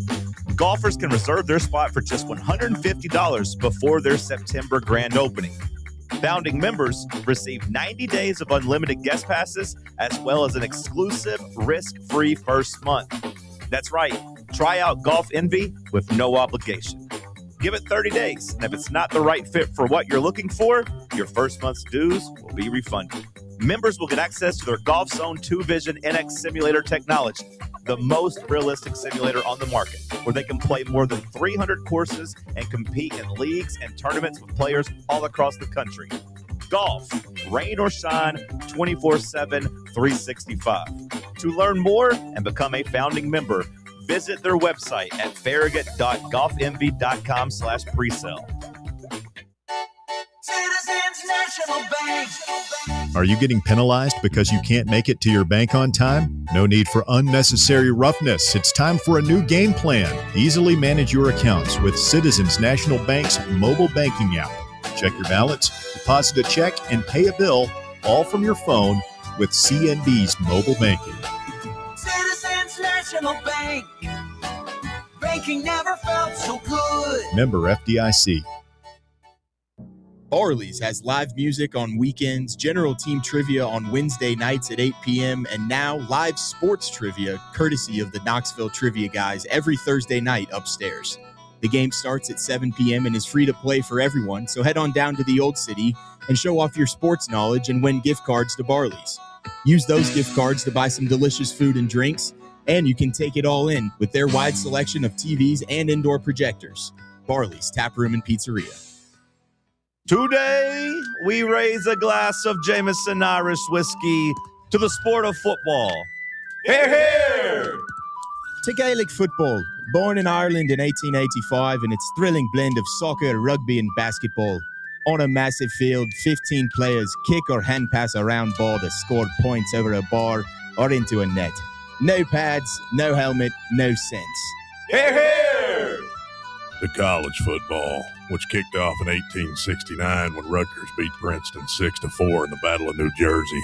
With 11 players in helmets and pads, teams battle on a 100-yard gridiron with explosive pass plays and hard-hitting tackles. Unless you're called for targeting. Hear, hear! Since 1780, Jameson Irish whiskey has been enjoyed by sports fans all around the globe.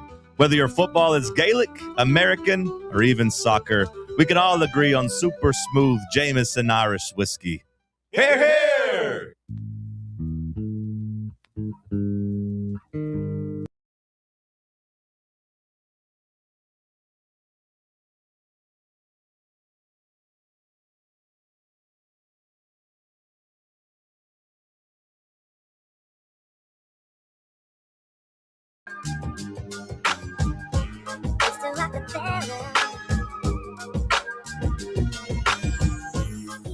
All right, Josh, hit us with a little breaking news coming out of Cleveland. He says Tennessee related. Yeah. That means it can't be good. That No, means either it's not. something's happened to Jimmy Haslam or Dylan Sampson or Cedric Tillman. He's gotten yorked. Cedric Tillman has been released by the Cleveland Browns. Came out about 10 minutes ago. Honestly, good for him. I think Cedric Tillman will have a much better chance of being a successful NFL player getting released. With a competent quarterback, yeah. Well, they went ahead and they drafted 2 wide receivers as well. So, like, they upgraded that room. But, yeah, like, there's no quarterback. If I'm him, like, if I'm his agent, you know, like, at the very least we're calling, Carolina? Like, Carolina, didn't they have a bunch of injuries there, like, at wide receiver position, including with, you know, our boy? Yeah. You could go from Brazel to Tillman. Yeah. Maybe Carolina or really just anybody. What about like a The Buffalo? Chiefs? Buffalo. Yeah, the Buffalo. The The Chiefs Chiefs need a wide receiver. I'm at least a big body I could play. Like, yeah, I'd rather go be the 4th or 5th option in Kansas City than the number 1 or number 2 option in Cleveland. Well, I think he'd be more like a 3rd option in Sure. Kansas City. Same with Buffalo. Yeah. Maybe like the Raiders. I don't send him over there. I mean, I guess I'd take the job if I'm him, and I would still rather be there than Cleveland. Like, Cleveland to me would be the worst place to be as a wide receiver. San Francisco? I wouldn't go near that substation. I know need a wide receiver. it provides opportunity. I mean, the substation giveth and the substation taketh. I mean, you could maybe like squint your eyes and like just be like, you know what? He does a lot of the same things Jawan Jennings does. I know he doesn't really play the same way as Jawan Jennings, but like, hey, he's big, strong, and from Tennessee. Like, I mean, we just lost Jawan Jennings. We need wide receivers. Yeah, bring him in here. I do think he'll get claimed. I do think he'll end up on a team. Oh, I who think. the hell are you talking to? He's having a full conversation with somebody. I don't know. I don't know who he's on the phone with. Did he say, well, we won? Who is we? Is he talking about his softball league over here? Maybe. It's your segment, Bubba. Although I did see a story coming out of the Herald Sun. Quote, an angry dad's mistaken attempt to confront a school bully outside a northern suburb school ended in him being savagely beaten up by a 12-year-old trained in MMA. Okay, he's off the phone. I got to ask Bubba, who was that? Didn't catch his name, but a very passionate man who was upset about the Jalen Washington news. Oh, And yeah. the NCAA. I should have patched him on through, but Nah, we don't have time Yeah, for that. we're pressed for time right now. Like, how mad are we talking? his voice kept raising.